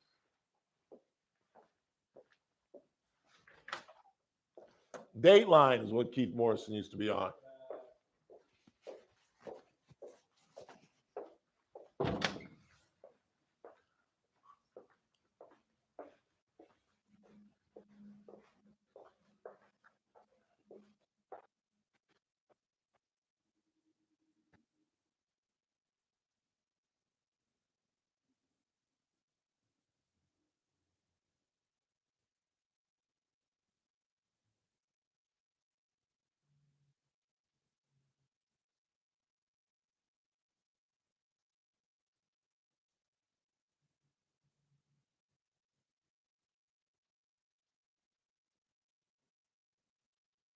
They generally catch the issue before you even notice, and they're calling you to say that it's already been handled. Their dedicated cybersecurity team protects you daily from evolving threats, while their industry-leading backup and disaster recovery keep your business online even in a crisis. All this for one simple, transparent monthly rate. Call 661-377-2992 or visit GrapevineMSP.com to schedule your free network evaluation today. Grapevine MSP Technology Services, the Valley's leading IT service provider. Texting privacy policy and terms and conditions posted at radiodirect.com/privacy. Texting enrolls for recurring automated text marketing messages. Message and data rates may apply. Reply stop to opt out. Text help for help. Consult a doctor prior to use. Wow, you look amazing. What have you been doing? You've heard of Ozempic, Wegovy, and the other GLP-1 medications that are all over the news, right? Well, I found this great company called Zelfie, and if you qualify, you can get medications like Ozempic and Wegovy and other GLP-1s at 80 to 90% savings without insurance, all 100% online. Wait, I can get GLP-1 medications for 80 to 90% less and do it all online? No long wait at the doctor's office or pharmacy? Yes, Zelfie can provide semaglutide and tirzepatide, the active ingredients in Ozempic and other expensive GLP-1s, for 80 to 90% less and shipped direct to your door. Amazing. How do I get started? Just send them a text. Text SLIM to 797979 to get started today with Zelfie. Get the same active ingredients in Wegovy or Ozempic for 80 to 90% less, 100% online. Don't wait. Text SLIM to 797979 right now for your exclusive offer. Text SLIM to 797979. That's SLIM to 797979. These statements and products have not been evaluated or approved by the FDA for weight loss. Are you looking for a hospital that truly cares for your health and well-being? At Good Samaritan Hospital, they provide high-quality medical detox, psychiatric services, and medical and surgical care. They accept most insurances, including Medi-Cal, Medicare, and Kern Family. They offer Kern County's longest-standing inpatient detox program with dual diagnosis that combines medical care and withdrawal management all under one roof. Learn more at GoodSamaritanHospital.com or call 661-215-7500. show. Good Samaritan Hospital. They care for their community. Hi, John Hall from Don Hall Jewelers, wishing you a Merry Christmas from our 9th floor store in the Stockdale Tower and California Avenue at Mohawk. Our Don Hall diamonds and custom creations are the perfect gift to surprise your loved ones. Choose from our estate pre-owned Rolex, Cartier, and Tiffany selections, or let us design a custom creation with Don Hall diamonds and colored gemstones, a treasured gift that can be worn and passed down to future family generations from Don Hall Jewelers. The Charlie Kirk Show, weekdays at 6 p.m. on News Talk 96.1 and AM 1180 KERN. Now, back to the Ralph Bailey Show.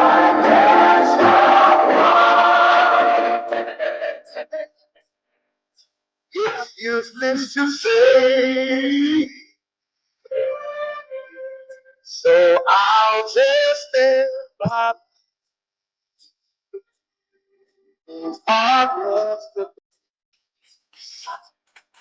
$842-537-6842 KER. Let's clear the board and get the Sam Mill out of here.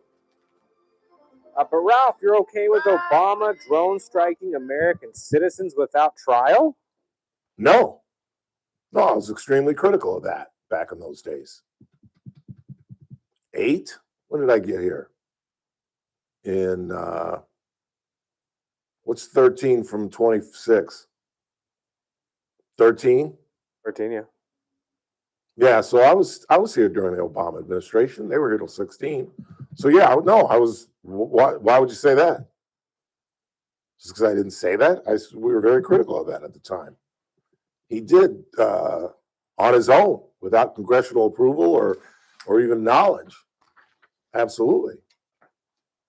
That doesn't excuse Pete Hegseth. And what do we always say?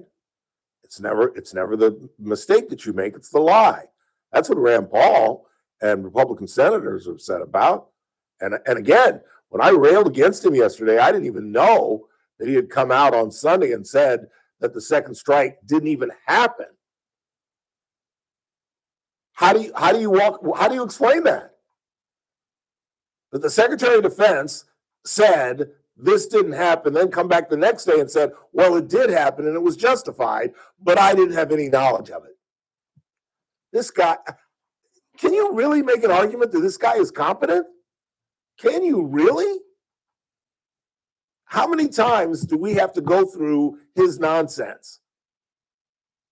And then the Inspector General comes down with this report today that's going to be gargantuan news tomorrow after Admiral Bradley goes behind closed doors with the Senate. The IG said that he created risks to operational security, could have resulted in failed U.S. mission objectives and potential harm to U.S. pilots.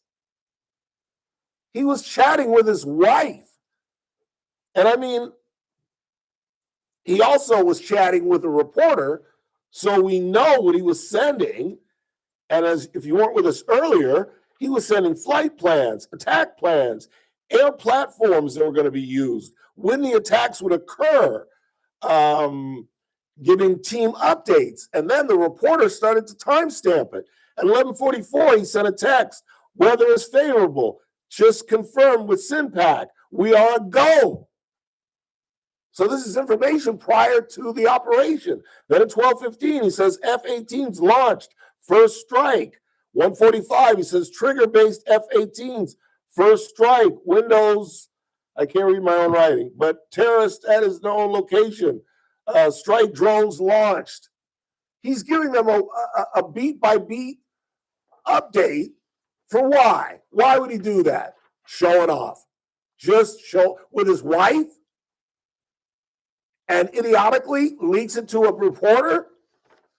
And you want to defend this guy's competence? Okay, go right ahead. You go right ahead. He is an embarrassment, and he is bringing down the president. And again, like I said, it's okay if I bag on Dave Roberts. My loyalty to the Dodgers is never questioned. Well, my loyalty to the Republican Party and to Donald Trump shouldn't be questioned just because I think he's surrounded by a bunch of numbskulls. Scott Beeson, Witkoff, Duffy,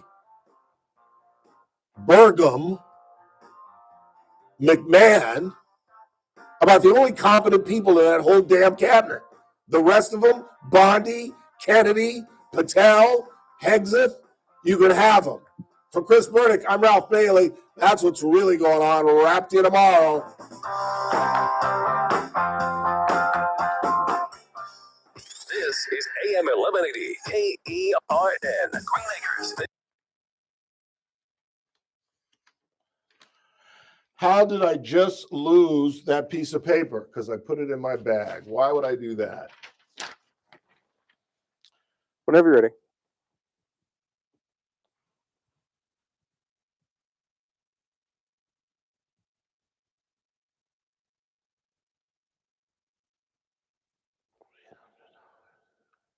Ready? 3, 2. Right now at Sangera Subaru, you can lease a 3, 2. Right now at Sangera Subaru, you can lease a 2025 Outback Premium CVT for only $229. God damn it.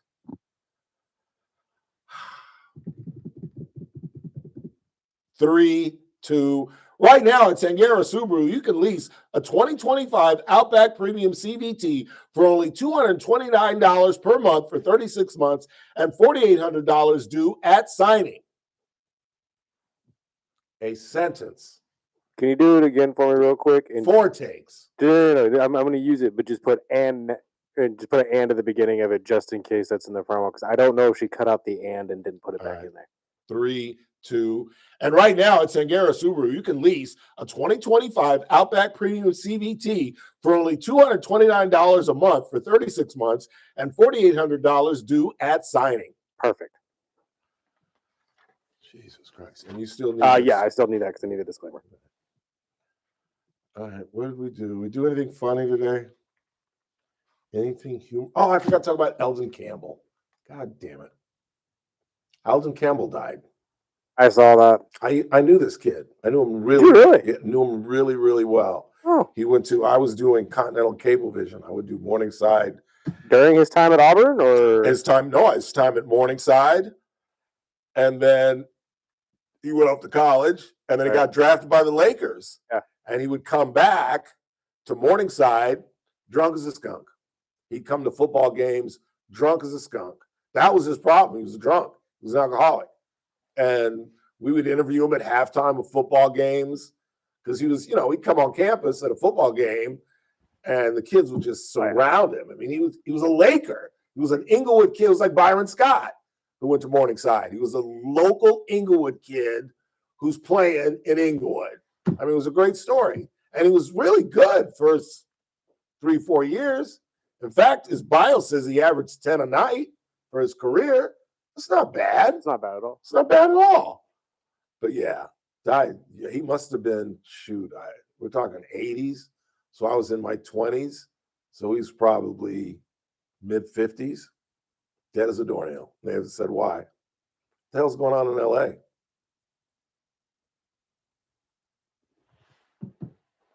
Car pursuit. What else? How did I not know?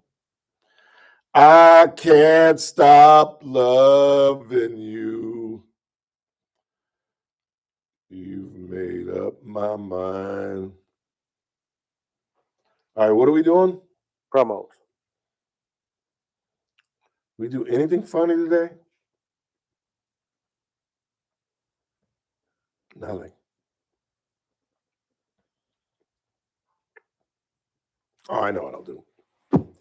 Ready? 3, 2, $775 million in the Powerball. I buy a little home in Palos Verdes, then grab me a little spot on Round Mountain Road, a little condo in Lake Tahoe, and we're off to Greece. I thought that was funny.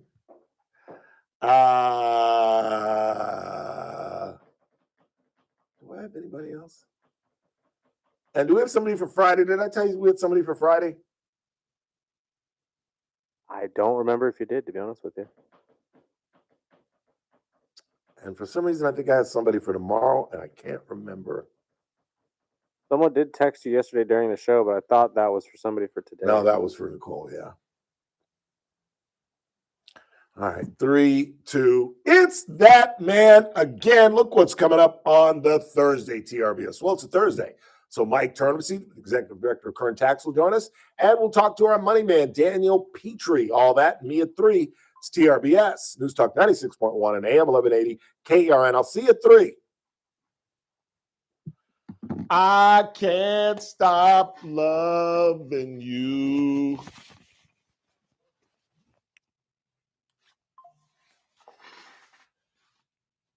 Oh, he flipped it.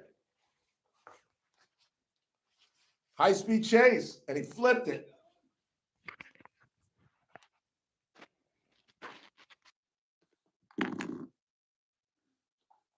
See you guys.